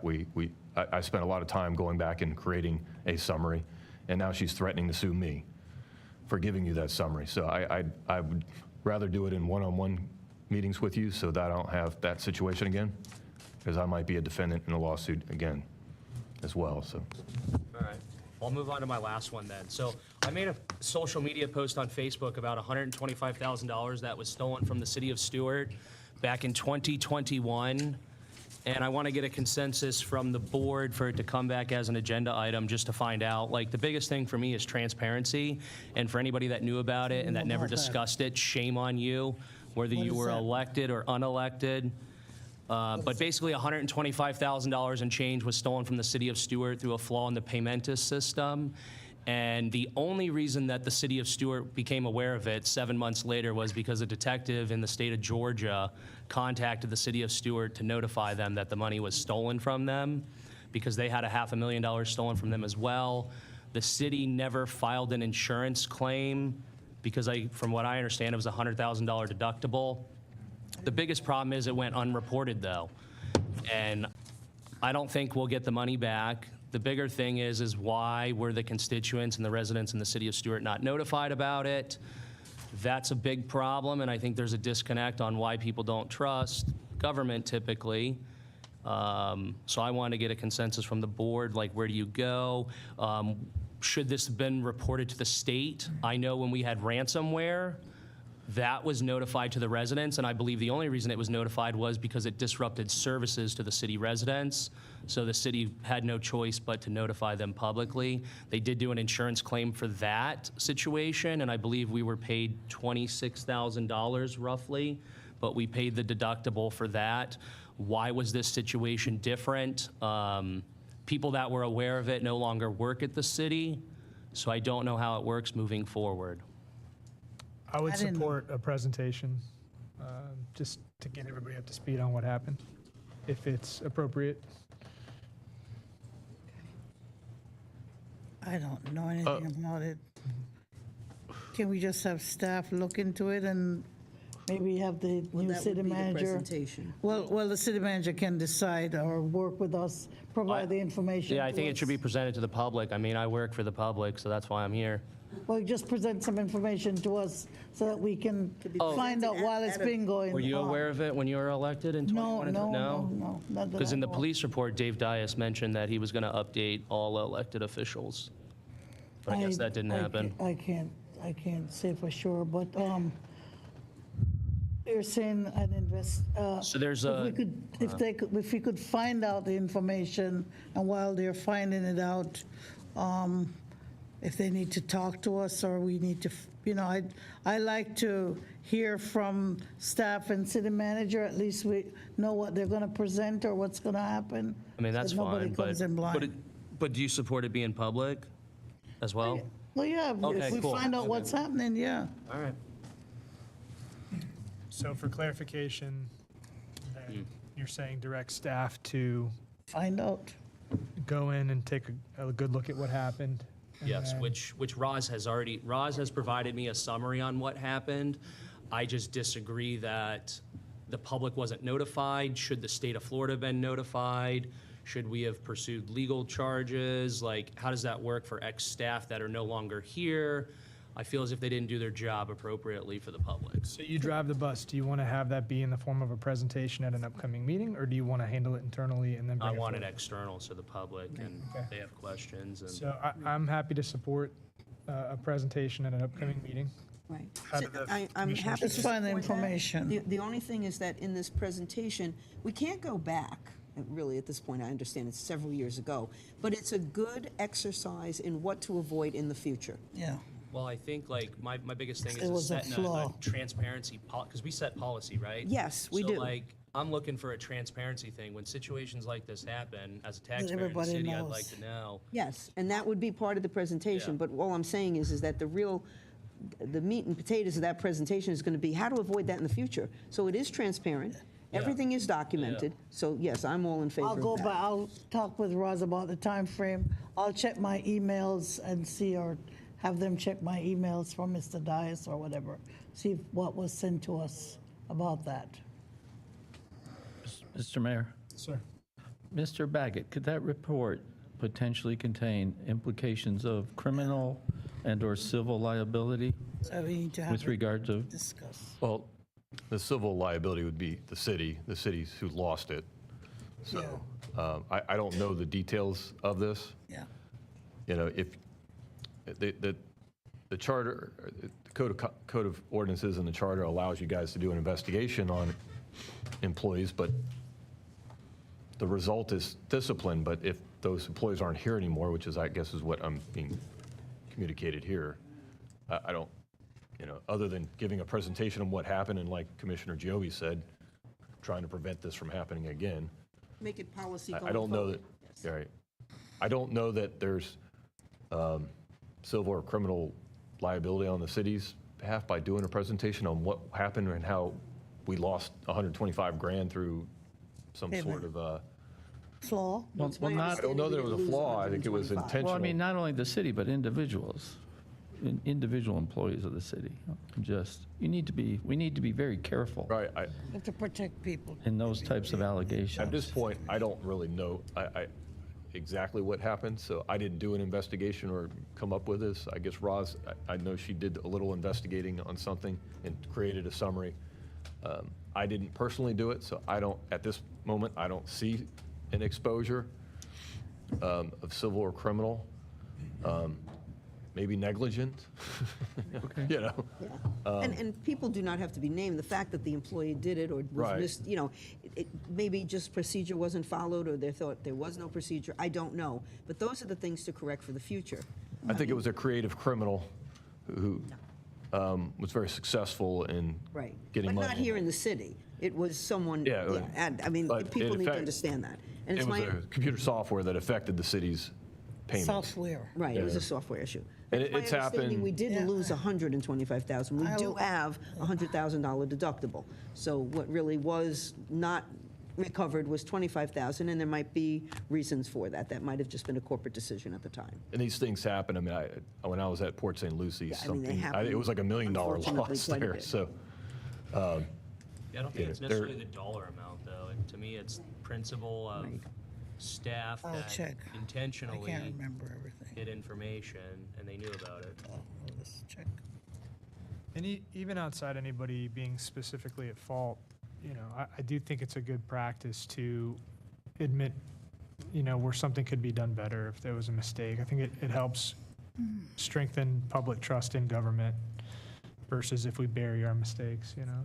That's all. So, Yeah. May I It's humility. May I add something to that? Because I'd like to get on the record right now that the analysis I did, the investigation and analysis I did to piece back together what transpired, the reason it was initially kept quiet, and there was indication that commissioners were supposed to be advised individually and not publicly, there was an open investigation. This was a very sophisticated ring that was operating out of Georgia, and they found a deficiency in the Paymentus system. And this was during the time of COVID. So there were hacks going on all over the world. And they had time on their hands, and they were very sophisticated. They got in, did what they did. Vice Mayor Reed is correct. There was another agency that was hit for $533,000. So the staff knew within a week that this had actually happened. But then we were notified by Georgia, Fayette County, notified us in May of 2022 I remember that. that, hey, you're one of about 8 cities and counties hit by this ring.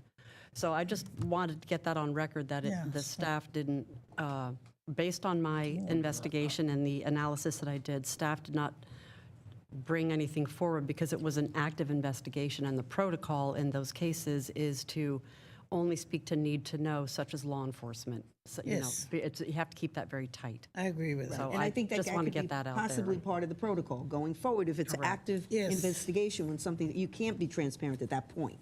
But once the investigation's over and all parties have noted and Right. reflect, then it can be transparent. Let the city know, this is what took place, this is what was resolved, this is why we did or did not do what we did. And that's just a good lesson going forward. Yeah, it wasn't done. I mean, the police report wasn't created till 7 months after the fact that it was stolen. And that's... Well, it's not our police department, so that's negligence in another area. I mean, another state. Yeah, actually, it was this department, finance department, that never reported it. Right. But the police were the Georgia police that finally an They caught the investigation. criminal. Right, they caught the criminal. That was the investigation. Yes.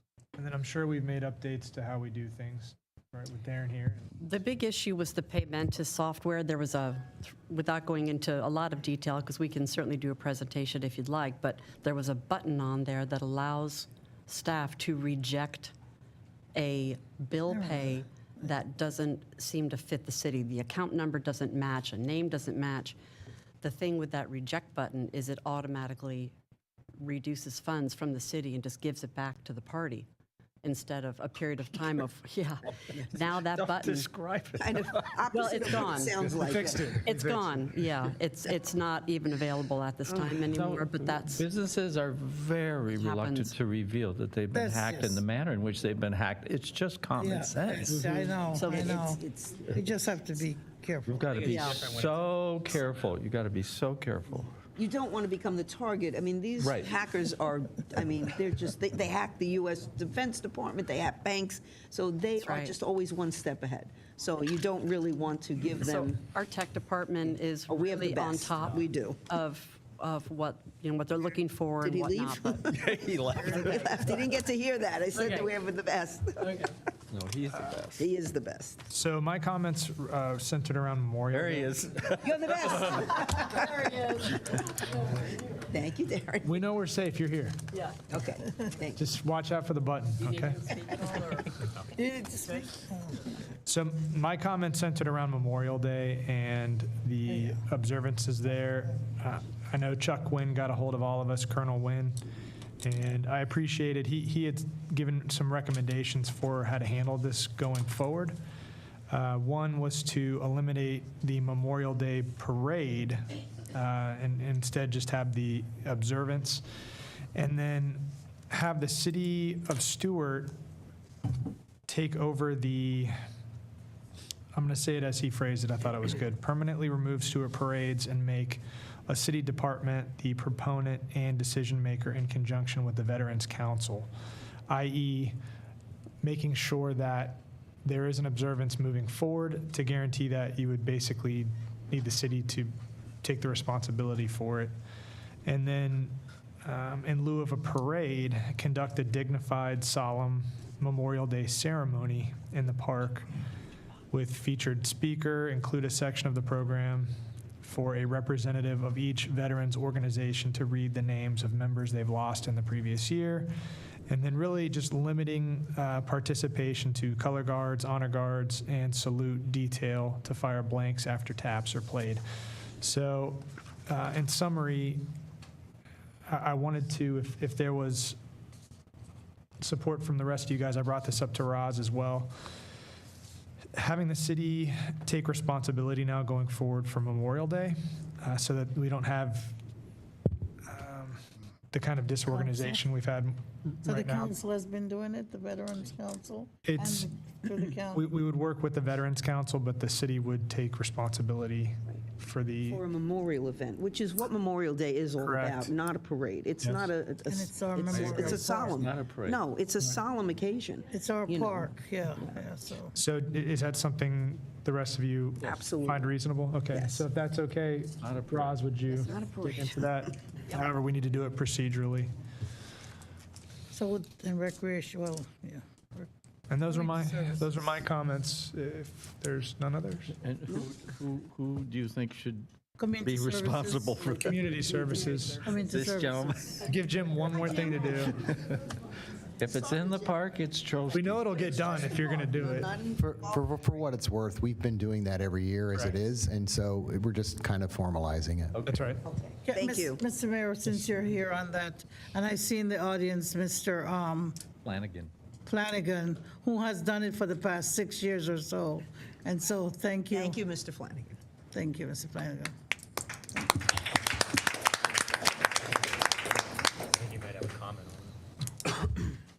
Do you want to make a comment? Yes. So weird. The Irish are coming, yes. No, Joe Flanagan, the former parade coordinator. There you I did go. let everybody know at the Veterans Day in November that I would no longer be in charge of the parades that way. My lovely wife is retiring as a teacher after 45 years. She's been at Pinewood since it opened in 1988. Go ahead and do the math. And so I'm trying to kind of cut back on a lot of the things. But anyway, I support 100% what the mayor was sharing, that Veterans Day is a celebration and needs to have a parade and everything. Memorial Day is a solemn occasion, and I love the amphitheater that the city had. We had a great opening last month, and what a wonderful venue to have that.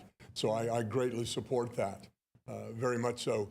There was discussion and the proverbial rumor mill of a group that wants to still have the parade and is trying to move forward with it, at their discretion. I can only say that.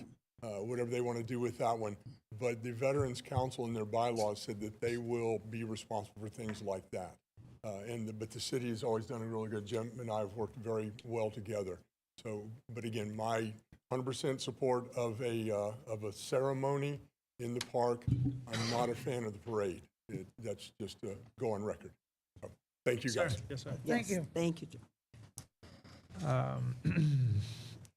And then comments from our manager. Just a few. Some already know, but this is Commissioner Clark's birthday today. Happy birthday. Oh, thank you, thank Happy you, birthday. thank you, thank you. Want to salute. Yeah. Everyone in- No speeches, no song. the day? Yeah, the 13th, yeah. Isn't it your birthday later on Thursday? Soon. Yeah, happy Campbell's coming birthday up to on you, Thursday. too. Happy birthday. No, Commissioner Rich. We had tremendous success with Employee Appreciation Week, and I really want to say thank you to all of the members of leadership in the city who stepped up to make that day so special. There were opportunities for employees to eat together, to do events together, to do friendly competitions together, to celebrate one another, and it was really an incredible week. Employees seemed to really enjoy it, and we try to do that every year. So thank you to all the members of leadership that stood up and took that. Very excited. We have won for the third year in a row. The city has received the Cigna Workplace Wellness Award Gold level. That's the highest level you can attain for superior employee wellness programming. So that's exciting. And also for the third year in a row, the city received the Bell Seal Platinum level, which is the highest level you can get for workplace mental health from Mental Health America. So these are very difficult to obtain, very hard to maintain, yes, and took a lot of work, so good on the city. And I think Misty may have already posted this, but the city did receive second place in the nation as one of the best coastal small towns. Shh. Don't tell anyone. Visit. From USA Today, that's right. Come see us. And a couple of employee highlights. I think it was Commissioner Clark who mentioned Penal, because I also had her on my list to celebrate her for receiving the Trailblazer Award from NAACP. Very good, Penal. Trailblazer you are. And also to Brian Falls, who is in utilities and engineering, works with our lift stations out there. And he started with us as a utility service worker, and in a year and a half has promoted, I believe, maybe twice. And he's now received his certification of Class B distribution, which is a very difficult thing to obtain, and he did that. And last but not least, in the back of the room, I'm very excited, introduce the commission to our new Financial Services Director, Kate Ambrosini. Yes. And our Budget and Procurement Manager, Anthony Cooling. Sir, both are in the back of the room. We're delighted to have you here. Welcome. Welcome. Welcome aboard. Speech. No. I'm on the spot. Kate You can is- say no if you want. Yeah, she's got. You can say no. if you Oh, want. There she Come on up. comes. Come on up. It's ready.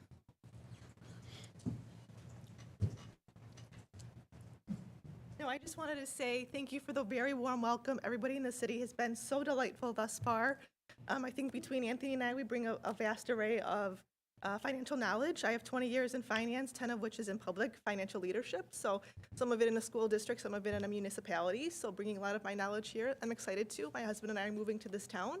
and just thrilled to be able to bring my experience and knowledge here to the city. Well, Fantastic. you.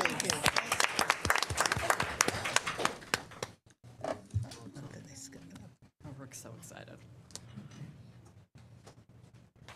Hi, so Anthony Cooling. I like to think I bring a lot of experience too. I did about 8 years active duty military, used my GI Bill, went back to school, and I did 6 years in Lake County, Illinois, which is right north of Chicago, and then about 5 years in Decatur, Illinois, which is right in the middle of the state in Springfield. So I got county and municipal experience and military experience, and appreciate the opportunity, and I'm just, full speed ahead. Thank you. Thank you. I just wanted to say it's interesting, God works in mysterious ways. And for you, Roz, to be in the position of manager while we had some change up in finance, to be the HR director with all of your experience and then end up as the interim manager, it's really wild how it all works out. And I'm really thankful it all happened the way it did. And that finance is going to be in really good shape. The city's going to be in really good shape. And so I really thank you for working 3 different jobs. 5? Yeah, I have no idea. Yeah. So thank you for your hard work. Thank you for making sure that there's good people in the city. The finance is in good hands. And thank you.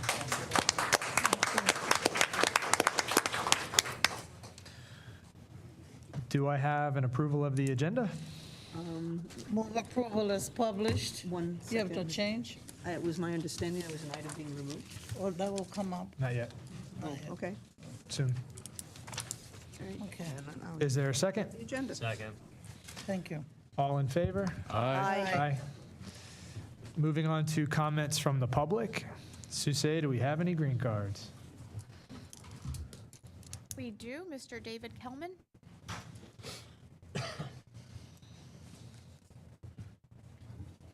Good evening, 950 South Cannon Highway. I have 2 things. Will the current and future city manager be reviewing the enterprise rent-a-car contract that the city is paying for the police cars and fire truck? I don't know if it's a couple of pickup trucks that they have. I reviewed it. I was just wanting to know if you guys are going to be reviewing it in the future, possibly for make renewal? some changes to save the city a lot of money. That's my one thing. My second thing is the old Wendy's on Palm City Road and US 1. Has any of the commissioners, the mayor, or anybody passed that place lately? It's an eyesore. It's disgusting. There's rats all over the place. You have I can't even tell you how many times I see people dumping stuff there in the dumpsters over there. I think it really needs to be addressed. It's a hazard. And on top of that, it's full of rats. I mean, every night when I leave my development, there's rats everywhere. Now, right across the street, you're building $600,000 condos, townhouses. People want to be seeing these rats all over the place and garbage.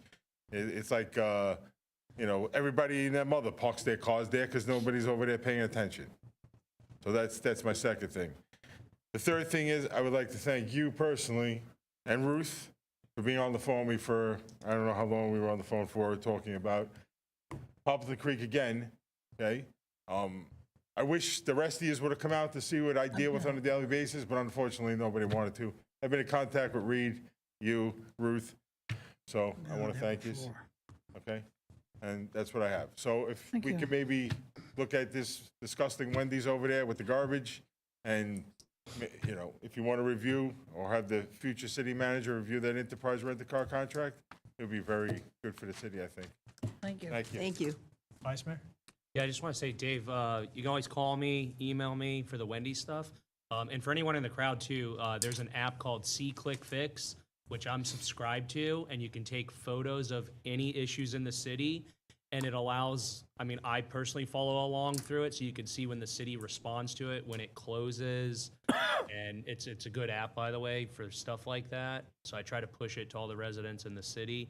And then as far as the vehicles and the enterprise stuff, I'm going after stuff like that in the budget, because I have gotten some information. I have like- 150 pages sitting on my desk right now. I've Yeah. been reading through it. I think it's ridiculous. I what think the there was city one where pays. we were paying like $1,600 a month for It's a ridiculous. police transit vans. Our city police officers, the captains and chiefs and everybody, even our fire department, they take care of their vehicles. And to be turning in these cars at such a short time with 60,000 miles on them, and we're paying all this money, doesn't the city think that we could cut deals with Chevy or Ford or something to bring in, bulk rate like everybody else does? Looking forward to a new manager coming in. It's going to be wonderful. Hopefully, we do look at that. But it is on my radar. And also going back to the enterprise stuff, I know the city did take care of it. The city was paying, I believe, like $300 to $500 for wiper blades and an oil change, and that was rectified. But yes, that was rectified a couple I years mean, back. you go That's back a- 10 years or whenever this contract was signed, and you look at all the money that the city spent on that nonsense. Yeah. Thank you. All right. Thanks, Dave. William Rudge.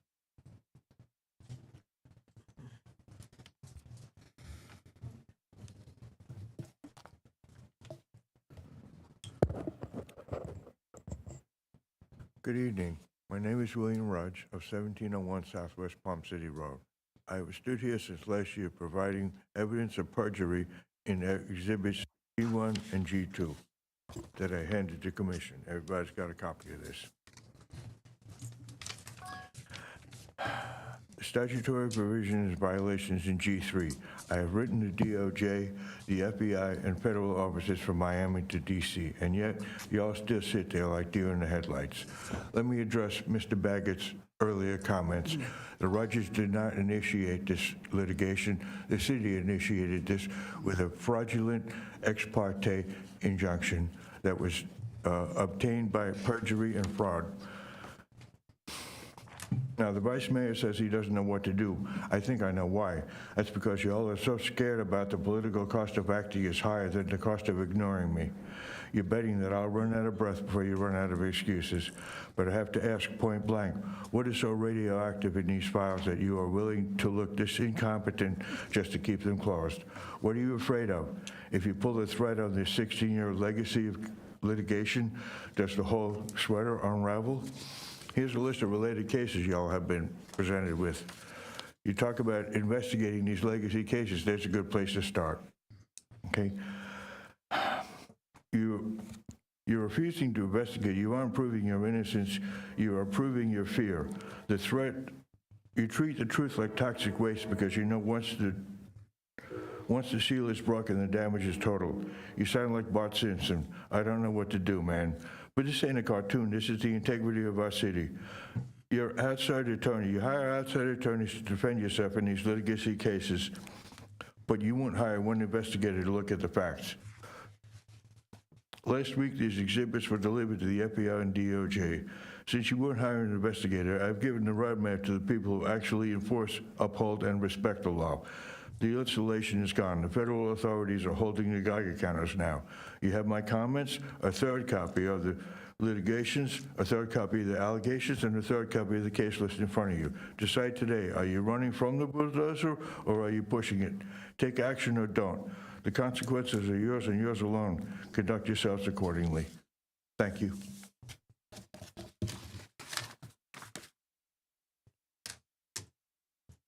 Mayor, I have no more public comment.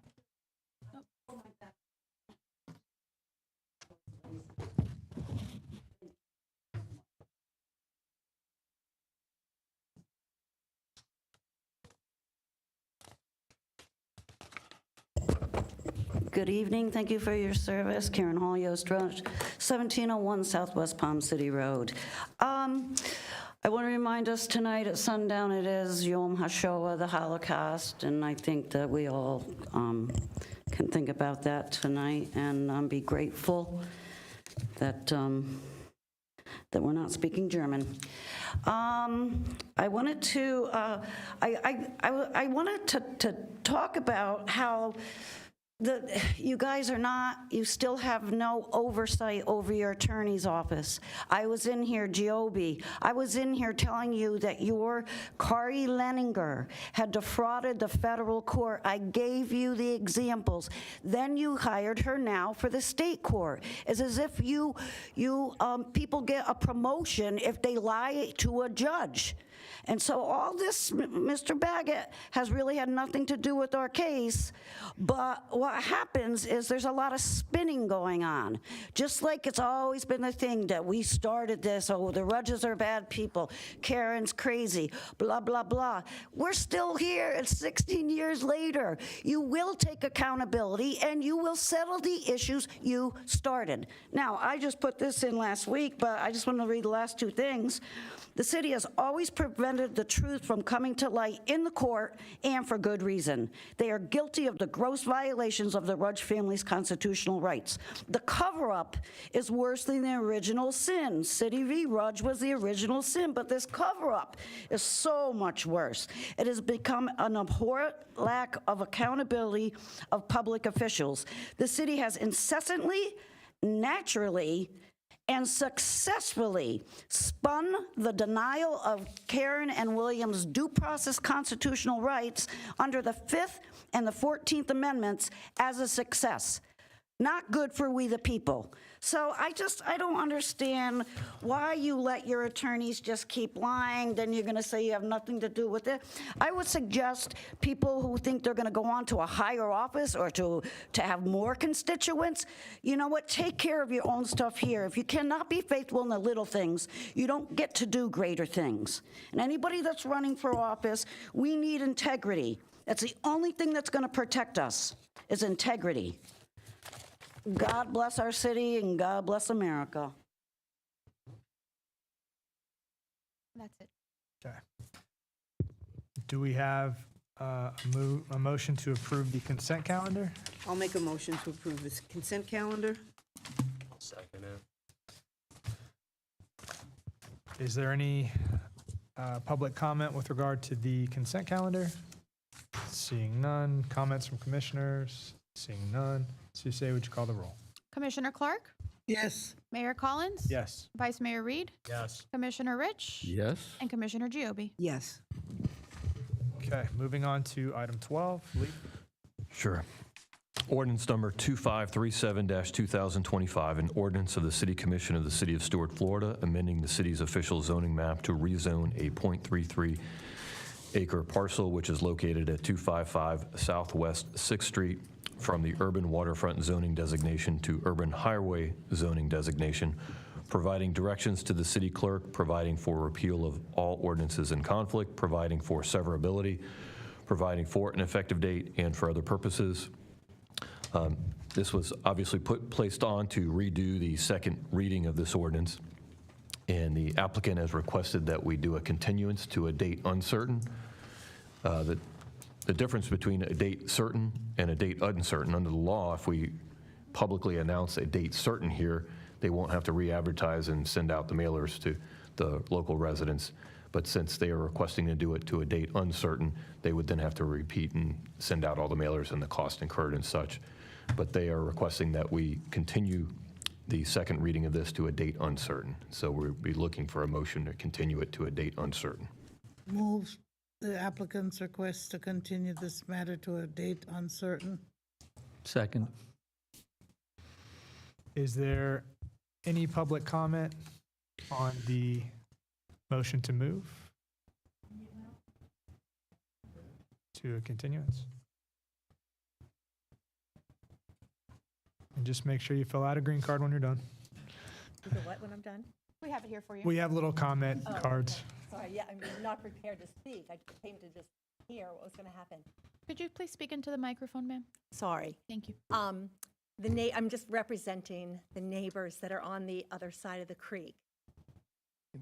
What we care about, and we've read through whether it's going to be highway or water, what we care about are things like where will the trash receptacle, the dumpster, go?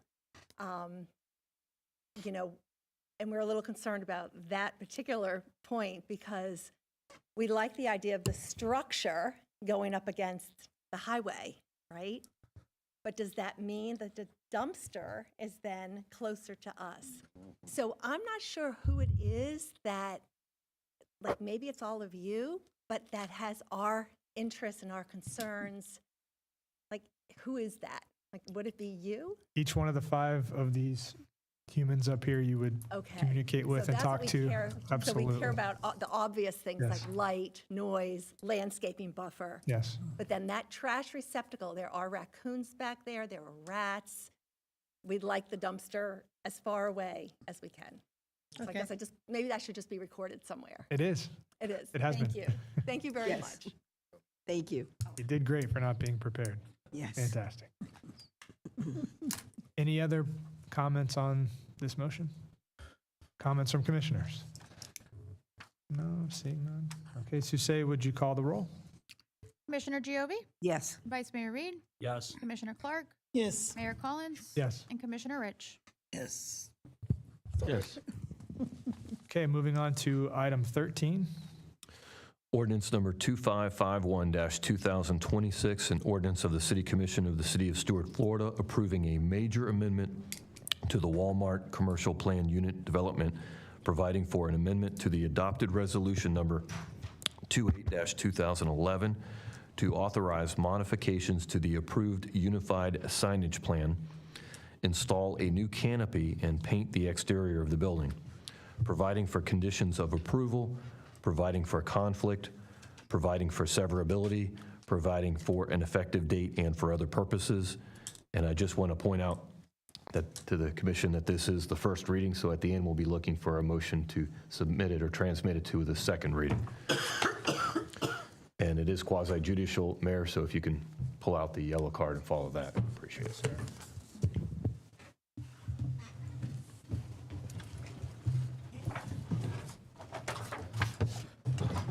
Do any of our commissioners have any ex parte communication to disclose?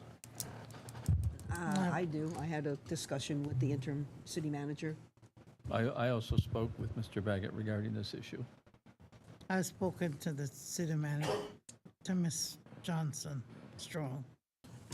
I haven't spoke to anyone that I can recall about this. And I have communicated with staff. Will the city attorney place any potential witnesses under oath? Would all people that intend on presenting evidence stand and raise your right hand?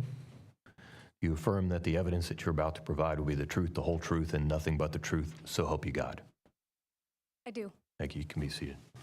Will the development department please provide a brief summary of the agenda item, including the location, size of the property, current zoning, zoning requested, and list the applicant's request to deviate from the land use development regulations, if any? Good evening, Chair, Vice Mayor, and City Commission. For the record, my name is Michelle Arbazow, Planner 2 in the Development Department. I am presenting agenda item number 13, a request from Walmart Stores East LP seeking to amend the CPUD ordinance number 1915-03 and the previously approved resolution number 28-2011, development condition number 4, to allow modification to the approved unified signage plan. On February 20th, 2026, notification letters were mailed out to property owners located within 300 feet of the proposed petition. 2 public notifications, a sign detailing the local planning agency and the city commission, were posted on the premises. The subject property outlined in red total approximately 33.7 acres. The site is located at 4001 Southeast Federal Highway and is situated on the northeast corner of Southeast Federal Highway and Southeast Marketplace. The subject parcel is zoned, it's a CPUD, Commercial Plan Unit Development. Most of the surrounding properties have the same zoning designation, except for the residential PUD to the north and the industrial PUD to the southeast. The current future land use designation is commercial, and almost all of the surrounding properties are designated the same, except for the multifamily residential to the north and the industrial designation to the southeast. The applicant is seeking approval from the City Commission to amend the commercial plan unit development. Since the LPA hearing on March 12, 2026, it came to the attention of the applicant that signs were not reflected on the existing signage schedule. The request has been modified to show those changes. The applicant seeks approval for the removal of 642.14 square feet of existing wall-mounted signage, which totals about 19 individual signs, and installation of 588.89 square feet of all new wall-mounted signage, 27 individual signage. Phase changes to the 4 existing monument sign, construction of a new canopy on the previously approved expansion, and the repainting of the exterior building. The request that went in front of the LPA was the removal of a 607.58 square feet of existing wall-mounted signage and the installation of a 608.90 square feet of new wall-mounted signage.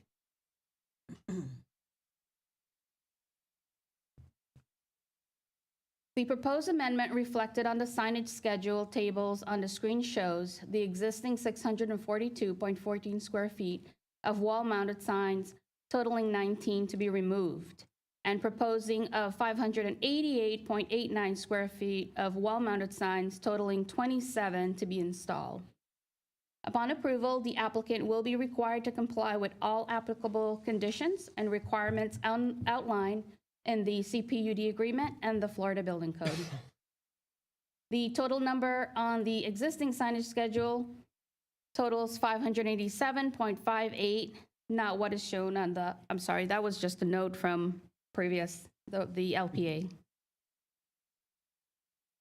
The signs are 1 auto care sign, the 8 numerals, 1 pickup, 4 oil change sign, 1 outdoor, the address numbers, 4 tire signs, 1 wine and spirits, 2 Walmart signs to include the 2 Sparks, 1 on the side and the other on the front of the building, and then 1 grocery and 1 home and fashion sign, which equals 27 signs.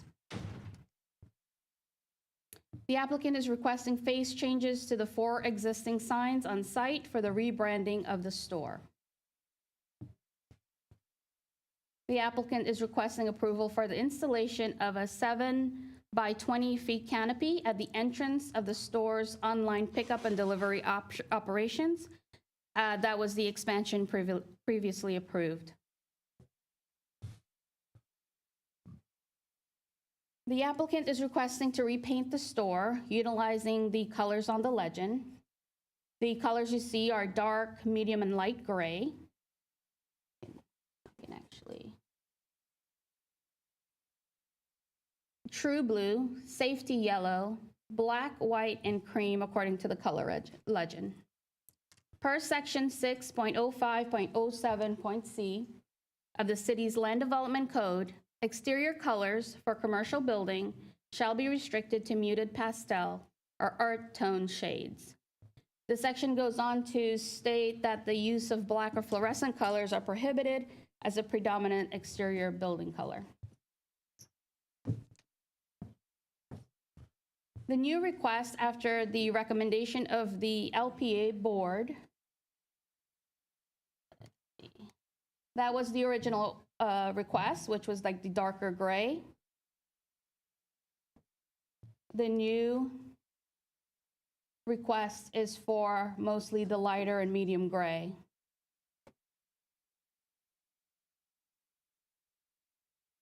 The existing colors are reflected in the image on the screen.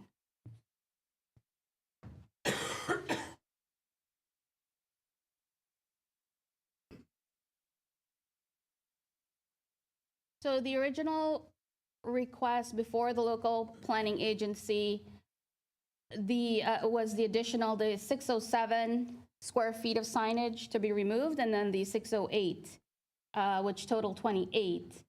the face changes to the monument sign, the installation of a new pickup banner sign on the existing light pole, and the construction of a new canopy and the repainting of the building. However, after the local planning agency hearing, the applicant removed the request to the modifying and not asking for the pickup banner sign. The LPA recommendation approval of the canopy installation on the previously approved expansion and the monument sign changes. The LPA board did not recommend the pickup banner on an existing light pole. They did not recommend the color scheme and made recommendations to the application to change the color scheme to be lighter shades that meet the Stuart code requirements. They mentioned, for example, different shades for the trim and shutters, awning to show the architectural features of the building. The wall signage was recommended for approval with the condition that the signs stay within that 607.58 square feet. That was the number before the applicant realized that there were an additional sign that was not placed on that sign schedule. Overall, staff supports the updates and face changes to the already approved signage and structures, and all of it are required to follow the Florida Building Code. Staff do not support increasing the size of the sign previously approved, although the total square footage of the signage has decreased from 642.14 square feet to 588.89 square feet, which is the difference of 53.25 square feet. Staff does not support repainting of the building in the predominantly gray colors. It does not comply with the Land Development Code, Section 6.05.07.c. This ends my presentation. The applicant and staff are here to answer questions the board may have. Hello, my name is Christine, and I work for Harrison French and Associates. We are the AOR EOR for the whole project. So it's an expansion and an interior remodel. Signage, paint, canopy, we're all separated specific for this, but we were the architect for the full project. And I do have, I was bad and didn't give it to Michelle, but I have individual packets that give existing pictures with details, if you guys don't mind. I brought one for you, and I can send you the digital file.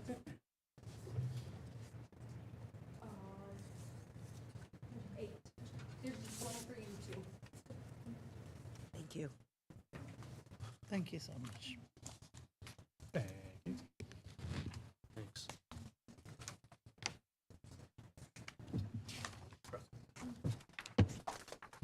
So overall, the plan is to really give the exterior of this building a facelift, make it just in general look better. The signage, you'll notice, is increasing the total number of signs, and that increase is specific to just the numbers over the bay doors. I'm sorry, I'm really nervous. There are a lot more people here than there were at the last meeting, so maybe now that I've said I'm nervous, I'll stop being so nervous. So I guess just to start, the first several pages of this are individual pictures of the actual signs and what will be put in that place. The store, when you enter from Southeast Federal Highway, the Walmart and Spark, those two signs will be put back. They will be slightly smaller. And the Auto Center sign is to be removed. That Auto Center sign is going to be put on the front of the Auto Care bay doors and will be Auto Care instead of Auto Center. The tire signs will all be replaced. The lube signs are going to be switched out for oil change. And again, the Auto Care will be put on the front of the bay doors versus on the side of the building.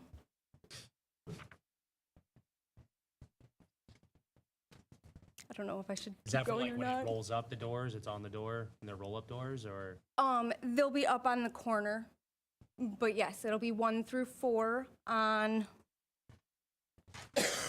the tire doors, and then 5 through 8 on the oil change. That way, when customers, whether they're in the store talking to an associate or they're pulling up to the doors, an associate meets them out there, they can say, go to bay door number 3, versus trying to point them or saying, go to the empty one or the second one from the left, just directional wise, being able to point customers in the right direction.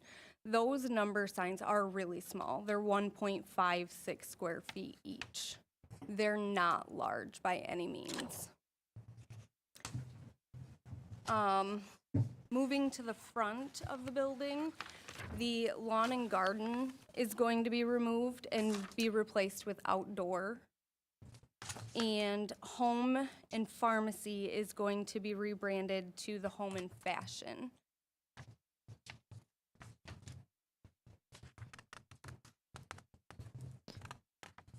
I asked her to bring that up to give you a different creative direction when you're done. Okay. From there, so the front, the address sign will be replaced, like for like. And then, which sign is next? Grocery, similar, it'll be replaced. Pickup with the spark is going to be removed, and a pickup with an arrow will be installed, and then the tenant sign on the front of the building will be the responsibility of the actual tenant to permit their own signage. We are not doing that for them. And then the beer, wine, and spirits sign is going to become just wine and spirits. So overall, the front and side elevations are decreasing in the total square footage of signage, just increasing in the total number because of the 8 new numbers. So, was this you? Yeah. Okay. This is for legal. I searched my email, Lee, and I just want to make sure this suffices. I did have ex parte, and I guess I was on a Teams meeting back in 2024. Yeah, that's fine, as long as you disclose that before the end of this meeting, that's fine. Okay. So I did have ex parte. That's good, thank you. All right, and then do I get a question? Absolutely. Okay, so my question for the applicant is, the signs for the automotive, you mentioned that they're there so the customers know to go to that bay.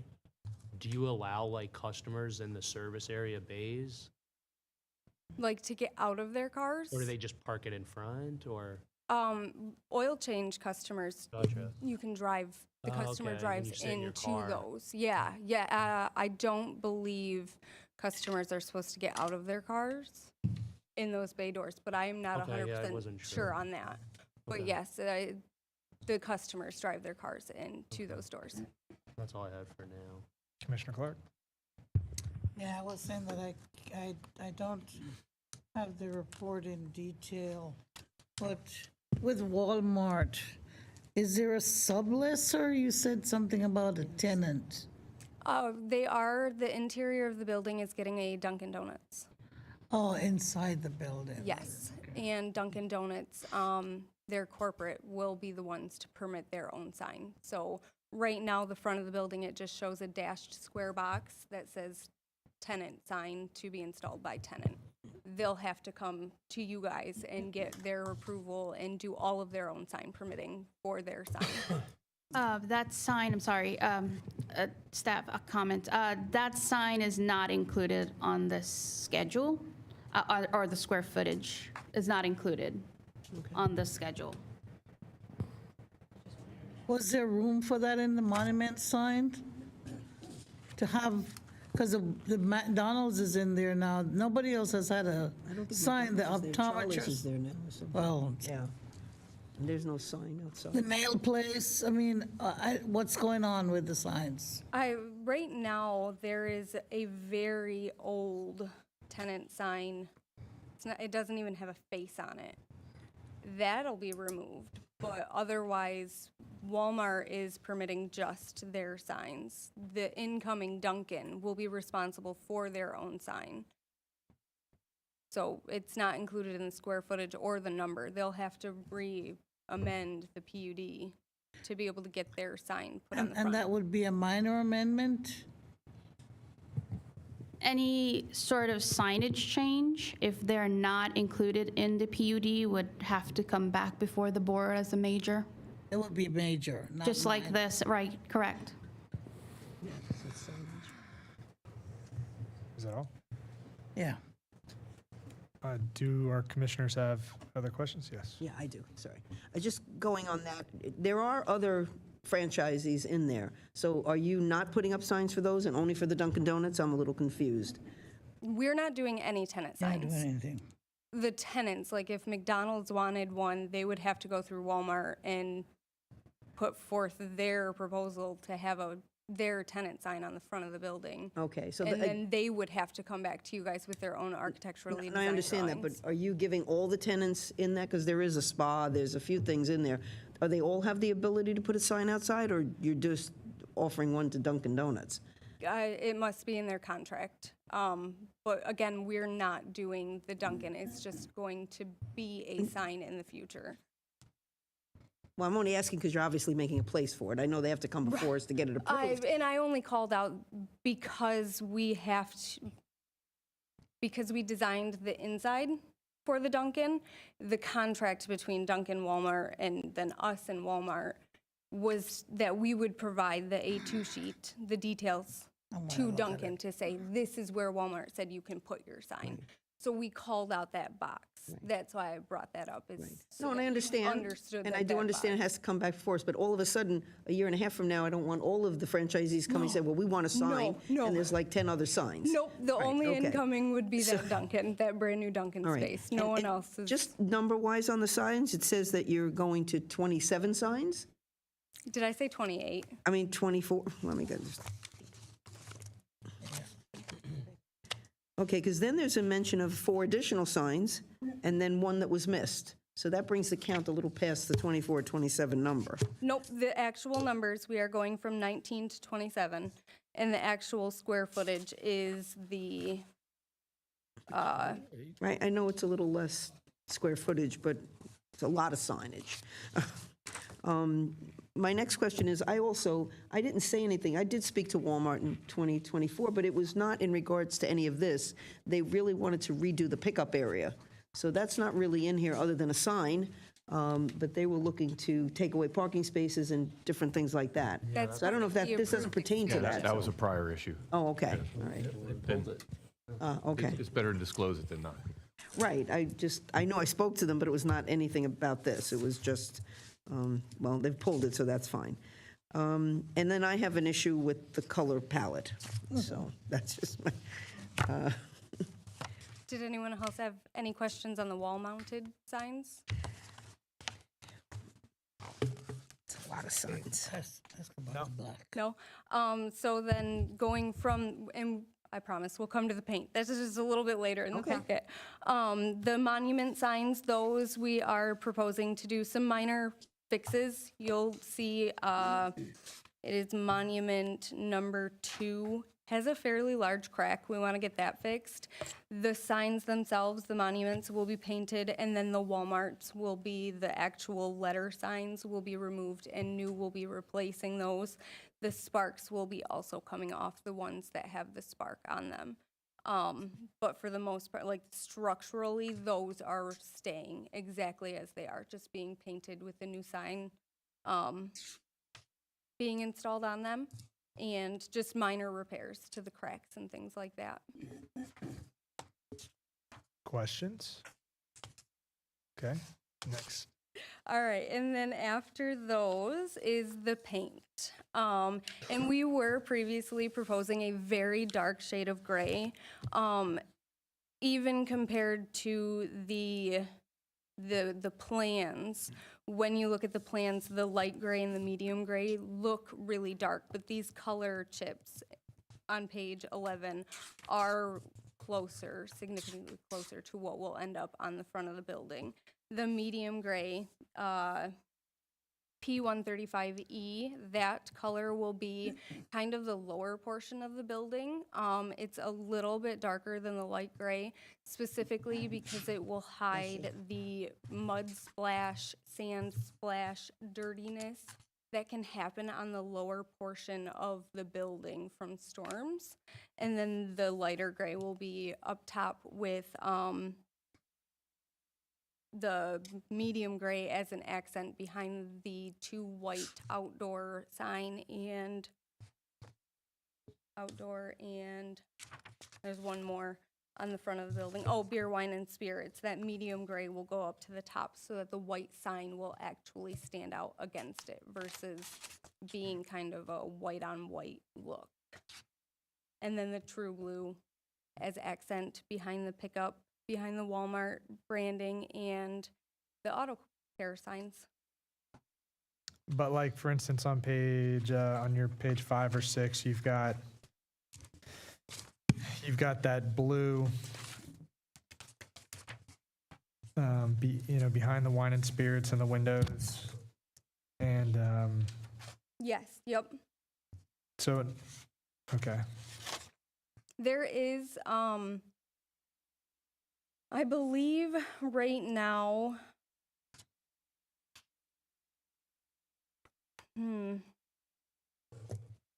I guess I'm not 100% certain right now on 2 of the locations of blue, if it's already existing or not. I know the pickup is orange, and behind the 2 main branding is the bright, true Walmart blues.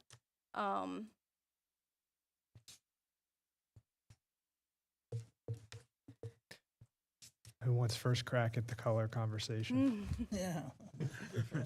Well, I just want to make note, you have here a photo, and it's Jupiter. This was You've me, yeah. obviously have gone to a more coastal look there. I just don't know that this really adheres to the colors that we would want that go to code. And for context, the nature of this PUD agreement, we're not trying to function as a glorified HOA right now. But the nature of our PUD agreement does give us the ability to negotiate the color scheme that would go here. Right. I do want to point out that this true blue is already existing on the building, On behind the larger Walmart logo, but on both sides. And but not with the grocery section or beer, wine, and spirits. correct. Yeah. So we would be doing more of that blue. Well, it looks like they changed it up there. They have a different color background, but they utilize the dark color with the lettering. So I'll go into my color thoughts. I want to do this. I want to do creams, whites. We did a very cool thing with this PUD originally where we added these, and I'm not an architect. I'm not, this is not my trade. But we added a lot of architectural elements, even more so here than in Jupiter, that I think to just, create shades of gray with these overhangs and pillars. It's such a shame. And so if you were going to go in a direction, to go in more of a coastal direction with this kind of coastal blue, creams, when we say earth tones in our code, there's probably nothing more earth tone than like rock facade.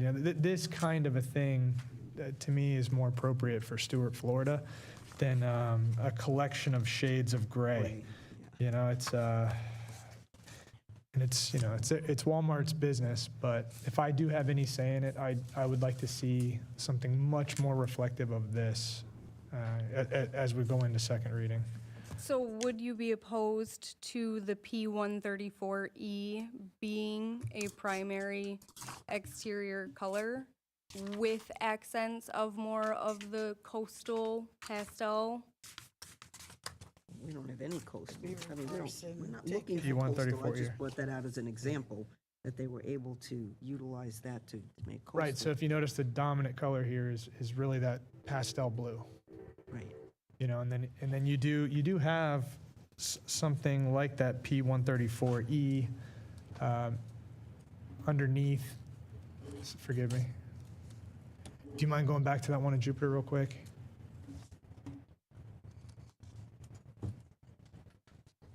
In that soffit there. You do have gray in there along with the white trims and things. So that does live in there, but it does feel more pastel, more friendly. I can't tell from this photo exactly if the coverings over the windows are a white or more of a cream or that kind of P134, but And is that like a brick facade? generally the pastels, the whites, and then, you know, Let him look at that. Those are earth tones too. I don't want Jupiter to get the best one, you know? Yeah. I mean, I can look and tell you when Jupiter's next remodel is incoming and whether or not they were forced to do those colors. But I can definitely take it to Walmart for a proposal. I can tell you that it is way outside of their normal branding. Way outside their normal But we branding. can do that in a PUD, to do it. correct? Right, yes. And that's probably what they did in Jupiter. Likely forced. But you do have to adhere to the code, so. Correct. Our land development Gray code is an states earth that. tone. Correct. Technically true, but we also have pastels in our, Gray conforms, strictly speaking. I mean, obsidian is an earth tone as well, but we don't necessarily want to, you know, go to the dark side. But they're not actually being painted. How does this like bleed over into like the gazebo? You know, is it that same color scheme onto that gazebo as well? Michelle, do you know that? The There's a gazebo or gazebo. canopy? Oh, the canopy over the expansion for the, There is a gazebo that There's a gazebo on the Yeah, we property. required a gazebo on that PUD. oh, to the side And of if you're it. going out to the I left don't of the think back that's part of our entrance. plans anywhere. Pickup, where That's the not being pickup is. altered in any way, I assume. That is not part of this application, though. That request, it's not being changed. But that kind of a thing, you have this beautiful woodwork on site, you know, to be able to match the soffits and those outriggers and things with that kind of woodwork and white is Right. my hope. I can definitely take it to them, to Walmart, and see if we can't get towards that pastel. And then also the siding, you know, you have that boards, that plank siding. I think that's very attractive as well. For that Florida coastal, I like the color. Hardy board. there you go. I don't know what actual product you guys use, but I couldn't tell you. you're supposed to know. I have to grill you. You're the one that's here. Not on that part. I know that they are not planning on changing anything architectural, like stucco, brick, veneer. They're What was that except for originally? on the expansion. What was Jupiter originally before you redid it? She doesn't know. I have absolutely no idea.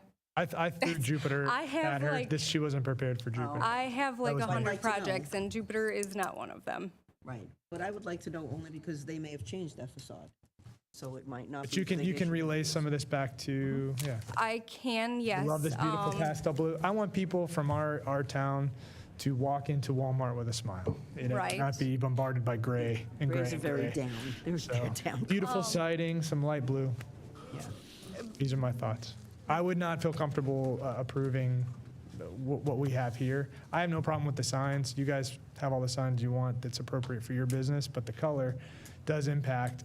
I'm a big fan of being surrounded by beautiful things, right? It affects your mood, and I want everybody who walks in here that lives here to experience beauty as they walk in, those overhangs and everything. And it's the Walmart in Stuart. They know it. They walk over there, they know it's the Walmart in Jupiter. I have a question for staff when you have it. I think that Commissioner Rich is next. All right, go on, because it's. I think you had your light You had on. your light first. Yeah. I'd just like to make a request. Could you provide us, prior to the next meeting, an accurate rendering of the color scheme on the building as you would like it to be, so that we have a better idea? Because you've shown us a lot of facades, but I don't think they accurately represent what you would like to do. You mean for the paint colors? Yes. Yeah, I can send a digital file of that. Okay, thanks. Absolutely. Commissioner Giobi? I had a question for staff. Yeah, Michelle, I just find that a lot of these PUDs, what is the expiration date on this one? Has it already expired? It's ongoing when it comes to signage and all of that. As far as the expiration, Walmart's, there's no other areas for this is the phase that they're in. They're redeveloping what they already built on. There were no other phases as part of this PUD. Okay, thanks. And I didn't go back to the PUD, but I will. The color palette is set out in the PUD that they have now, and what they're trying to do is to add. According to the request, it's a rebrand of Walmart, and they are going towards the darker colors. Is there specific language change to the color palette? No, I mean, per our code, it's pastel earth tone. Well, that's what I thought. This doesn't comply with that language in our code. Okay, that's what I want to hear. Thank you. Does the applicant have anything else to add before concluding the presentation? The last part is just the canopy over the doors at the expansion for the OPD, online pickup area. That canopy is for associates only. That door is only for the associates. Customers won't be going in and out, but that canopy is currently being proposed to be painted a slightly darker shade of gray than the rest. Well, we want them to smile too. And be dry. Certainly if they're going to work all day. I personally think everyone will smile a little when it's all done and over and the whole building has had a facelift and it just looks When it's pastel blue, you mean? better. Listen, Oh. listen. I will take it to Walmart. I will ask them. But I have a feeling that I'm going to be emailing Michelle and saying, hey, this is bad. I will snip this image and put it in our portal for an And then, example and for you then to show. you're going to send them a sign at headquarters of that sign when you come over the bridge. It says, what? Do you know? This is Stuart, Florida. You're supposed to know this. Listen, I'm from Michigan. I don't know if you can tell that. The most beautiful small town, right? Coastal town. Coastal town. Right? It is very pretty, yes. Okay, you got me? Yes. Okay. I'm going to stop. I'm beating it. Pastel question. colors. Yes. Just, and I don't know if it's for staff or for you, but is this the canopy, this extension here? That's the canopy extension? That's the addition, and the canopy will go over the entrance to cover. Okay. Yes. And that maybe I top- missed it, what the expansion was for. I mean, they make a lot of reference to the canopy. What is the expansion for? The online order pickup area. It'll be refrigerators, coolers, reach-in, not So reach-in, that grab was goes. part of that original discussion with Walmart, was the ability to change their pickup area. Yeah, but this is just putting a canopy over that section that they had The enlarged before. expansion was approved under, Administrative variance. yeah. Okay, We just have to get the canopy approved because it's. okay, I don't remember it ever coming back before, so that's why I Because it was asked. administrative. Oh, was- Okay. Any other questions for the applicant? Okay. All right, then the hearing of evidence has ended. And the hearing is closed. Does any member of the public wish to make a comment? Public comments limited to 3 minutes. Absolutely, make sure you fill out a green card when you're all done. For the record, it's 420 Southeast Central Parkway. I definitely agree with the city on going with a coastal blue. Dark grays definitely don't fit here. If you look at the room everywhere, it's blue. We've always been a coastal town. We've always been super pretty. I don't want to change that. I sometimes have to go to Walmart, and that's my thing, is that it doesn't look very nice. It's never looked very nice. I think one thing that I would like Walmart to consider as well is bringing these colors into the gazebo, because that's one thing that I noticed when I moved here. It's the only Walmart I've ever seen with a gazebo. I think it's really nice. So bringing those colors into that is something I think is pretty important as well. And that's all I've got to say. and I just want to say, it's not just the colors, we like that facade that they've done there. So it's not just the color, it's Yeah. also that facade. Which Okay. was approved and never. Are there any other comments from the public? Okay.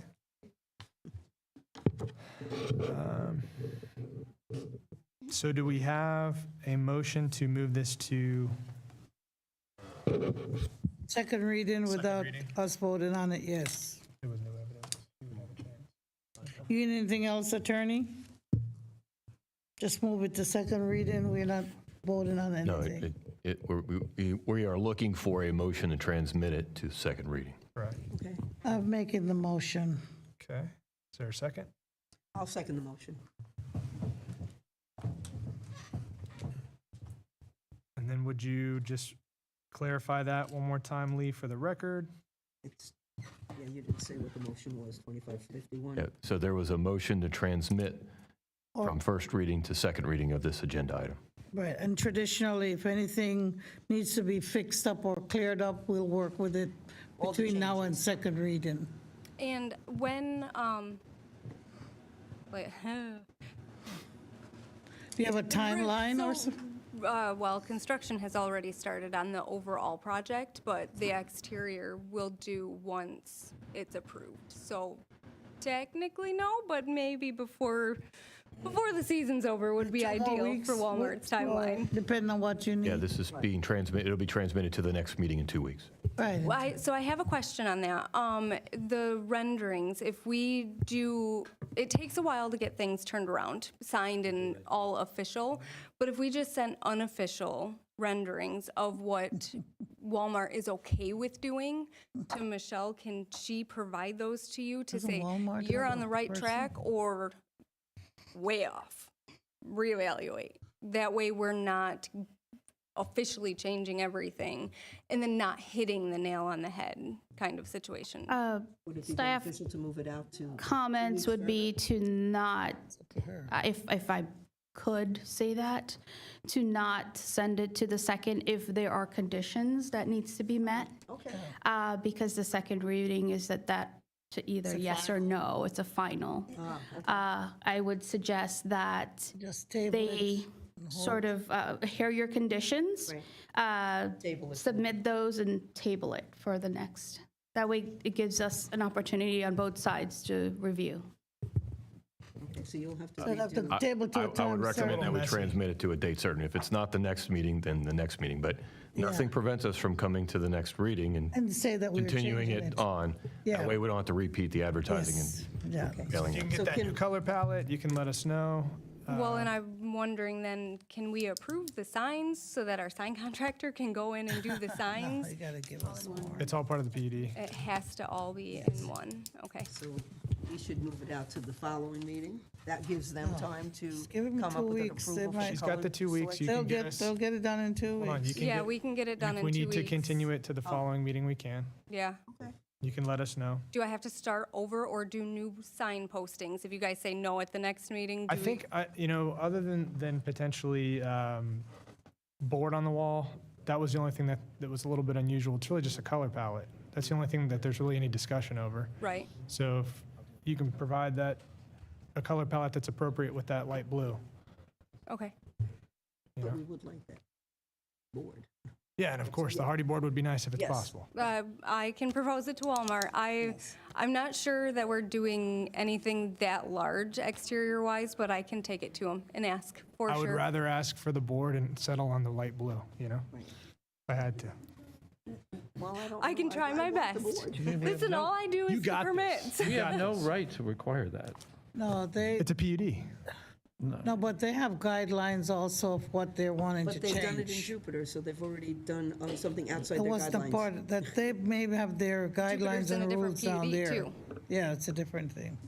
We could- Right now, we're amending the existing PUD, and the existing PUD has the true blue and a very similar light gray with absolutely no definition in trim this or the date and anything time like where that. This new color, it's giving definition. It's giving more than just one flat color all the way across. And And this is our time to negotiate that within the PUD. Right, right. That's right. If- And if so you've heard comes from our under a board new what we're PUD. interested in seeing.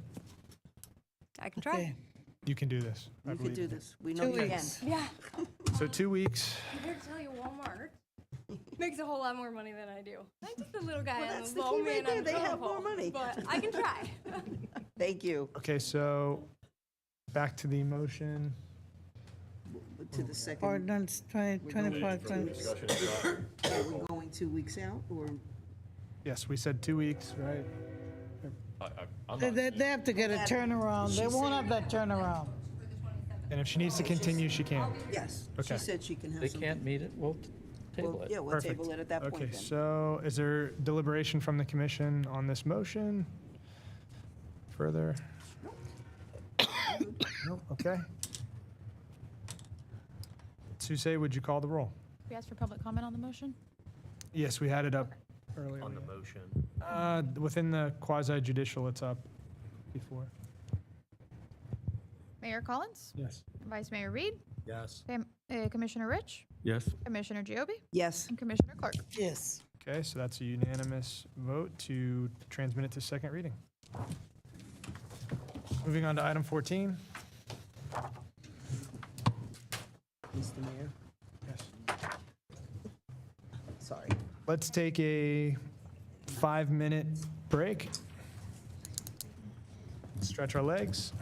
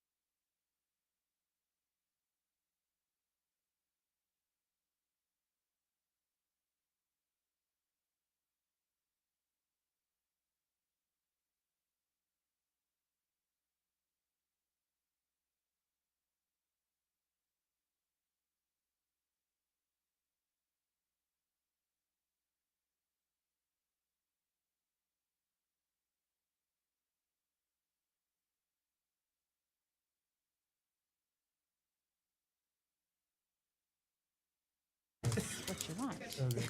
I need your face on it. Yes. Okay. I'm ready.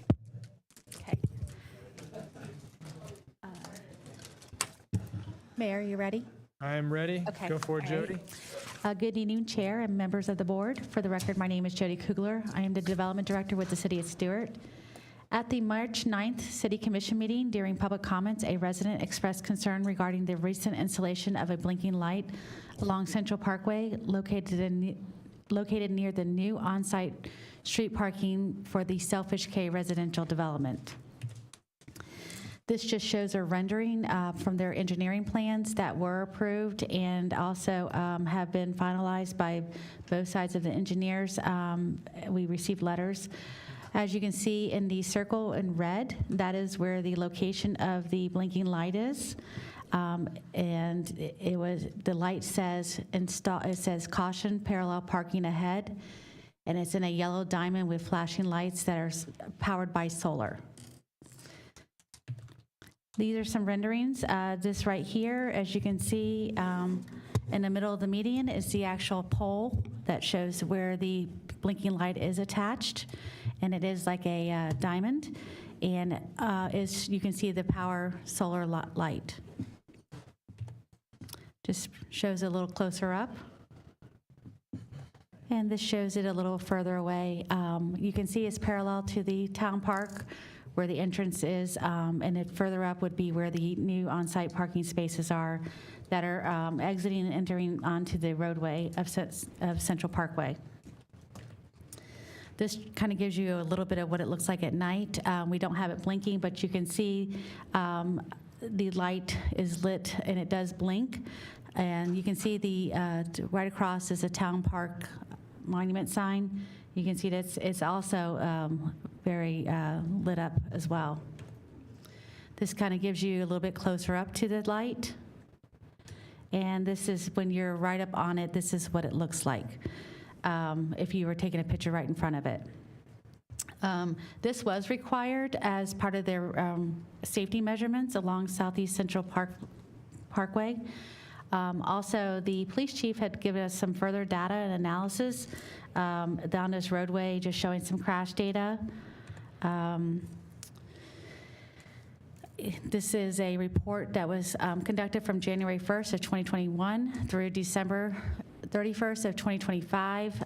It stated that after a follow-up of the discussion regarding the yellow blinking light on Central, I had our crime analysis pull crash and calls for service data for the last 5 years. We have a low number of crashes on Central Parkway, averaging 9 per year. Also, reckless vehicle calls on Central Parkway remains low, averaging 8 calls per year. FDOT reported an average annual daily total of 2,700 cars traveling east on Central Parkway from South Canner Highway to US 1. And this just kind of gives you the overall data, what the different terminology means within the report.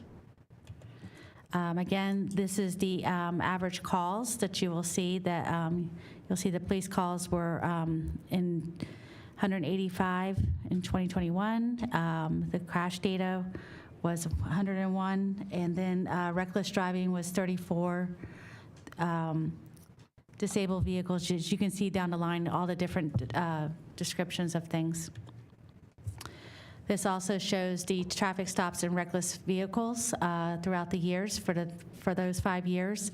You can see in 2022 the crash data was, the reckless driving was higher, and also in 2025 the traffic stops were increased to 263.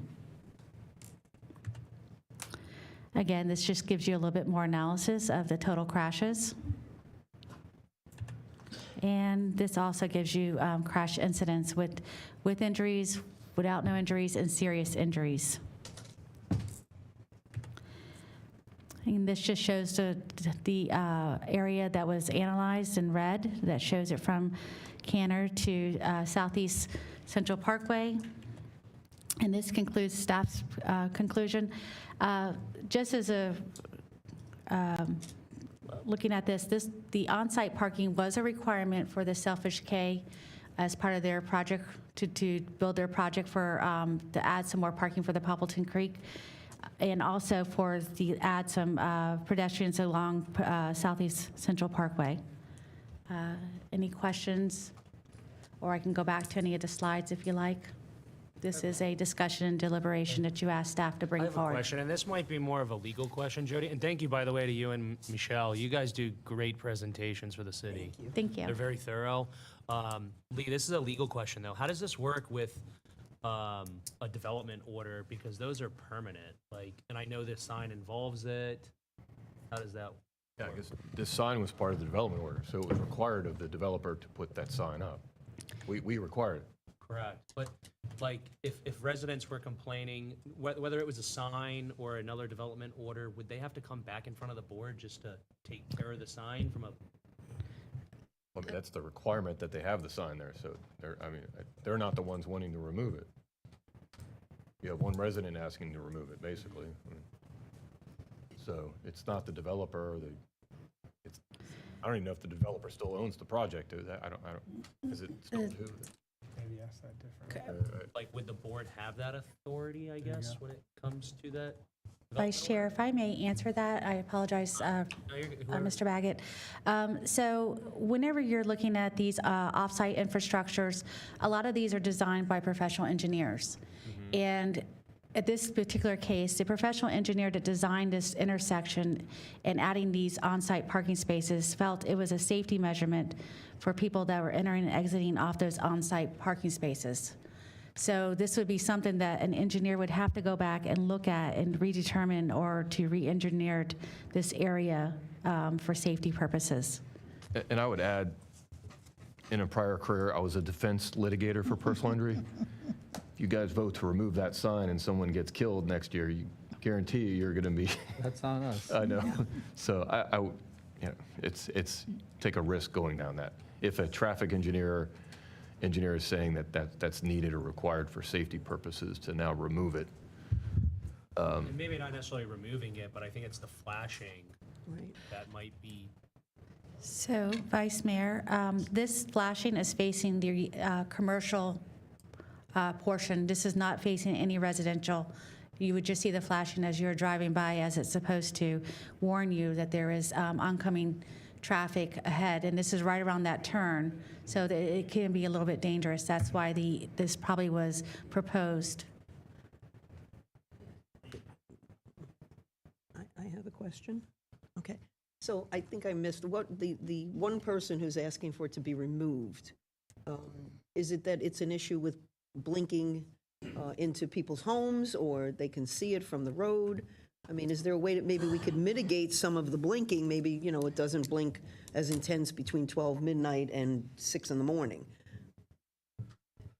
So that would be something I would have to bring back to the engineer that designed this intersection. That's not something the city can randomly agree to without having any type of redesigning of the project. I think the intent was to have it blinking all night, so when people were going up and down Southeast Central Parkway, they knew that there was oncoming traffic backing out onto Southeast Central Parkway from those on-site parking spaces. Oh, I can see the need for it. I guess my question was, what was the complaint? They just didn't want the sign there, or I believe the woman's here. Oh, I do well, believe then- the concerned resident is in the audience. Would you like to come up and comment? Yeah. Well, first of all, I'd like to. On the microphone? On the microphone? Who in the heck said the resident has asked Microphone. Microphone. asked the light to be removed? How did you get that information? That's what I just heard here, that someone complained about the light. I was wanting to know why they complained. Would you like to tell it? Microphone. Microphone. Barbara Grass, 63 Southeast Palermo Court in Stuart. I'd like a clarification. Everybody along here seems to say a resident. Name that resident. I don't know anything. Asked to be removed. Evidently, you've got information that says a resident asked that the light be removed. Is that correct? Do you mind speaking? Is that correct? Do you mind speaking to the nature of what the issue is, though, from your The perspective? issue was, it wasn't in the plan for either development. I had a conversation with Rez that says, how did it get approved to put on there? Whose cost was it to put it in there? And how is the cost maintained? It was that simple. So there's not- So it got, wait, so now it's gotten to the point where a city commission thinks a resident asked that the light be taken out. That's got to be a lot of gossip, doesn't it? I've not heard that. And this is a deliberation and discussion. We're just trying to So this get, is- we're all yeah, trying to this wrap is our the head point around where what's we get it going all on. That's why straight. having you speak to like Yes. what the issue is. A conversation that said, how did the light get approved? Who installed it at whose cost? And what is the maintenance and the maintenance cost? So there's The not an light issue. is probably very useful. Okay, so you have no issue with the light. No. Okay, so, It's a cost factor. okay, so How did the light get approved? do you have that? Could you recap that to the best of your ability, just for the record? Mayor, yes, I can. So this light was approved during their visit with FDOT, and the cities also expressed concerns about people backing in and out of the intersection or the roadway onto Southeast Central Parkway. The engineer of record for the developer felt it was safe that they added this in there, which they did, and the development order said that they had to make this intersection safe. So during that process, they added this light, and it is on the developer's expense and ongoing perpetuity maintenance. So the developer paid for it, they're going to maintain it, but it was not part of their first reading or their second reading. This was an addition Safety. because of safety, correct? That FDOT became involved. That is correct. In the development order, it did state that the engineer will review the intersection at the time when it was installed to verify that there's no issues or any type of safety measurements will need to be added in the intersection. Safety issue. That's a good explanation. The question was just, how did it get there? Who approved it? Who's paying for it? Perfect. Well, perfect. Now we Forgive have the any- answer, which is the great thing about discussion and deliberation. We weren't Forgive voting any, on it. Forgive any miscommunication. All right. Are there any other comments or deliberation on this item? No. Question asked and answered. Happy birthday, Eula Clark. Should we sing you happy birthday? No. God, I can't sing. I don't want to sing. I'll sing, but I'll- You'd have to sing to Ken. Missy's going to do it. Thank All right. Happy birthday, Eula. Day two. All right, seeing no other business, this meeting is adjourned. Happy birthday.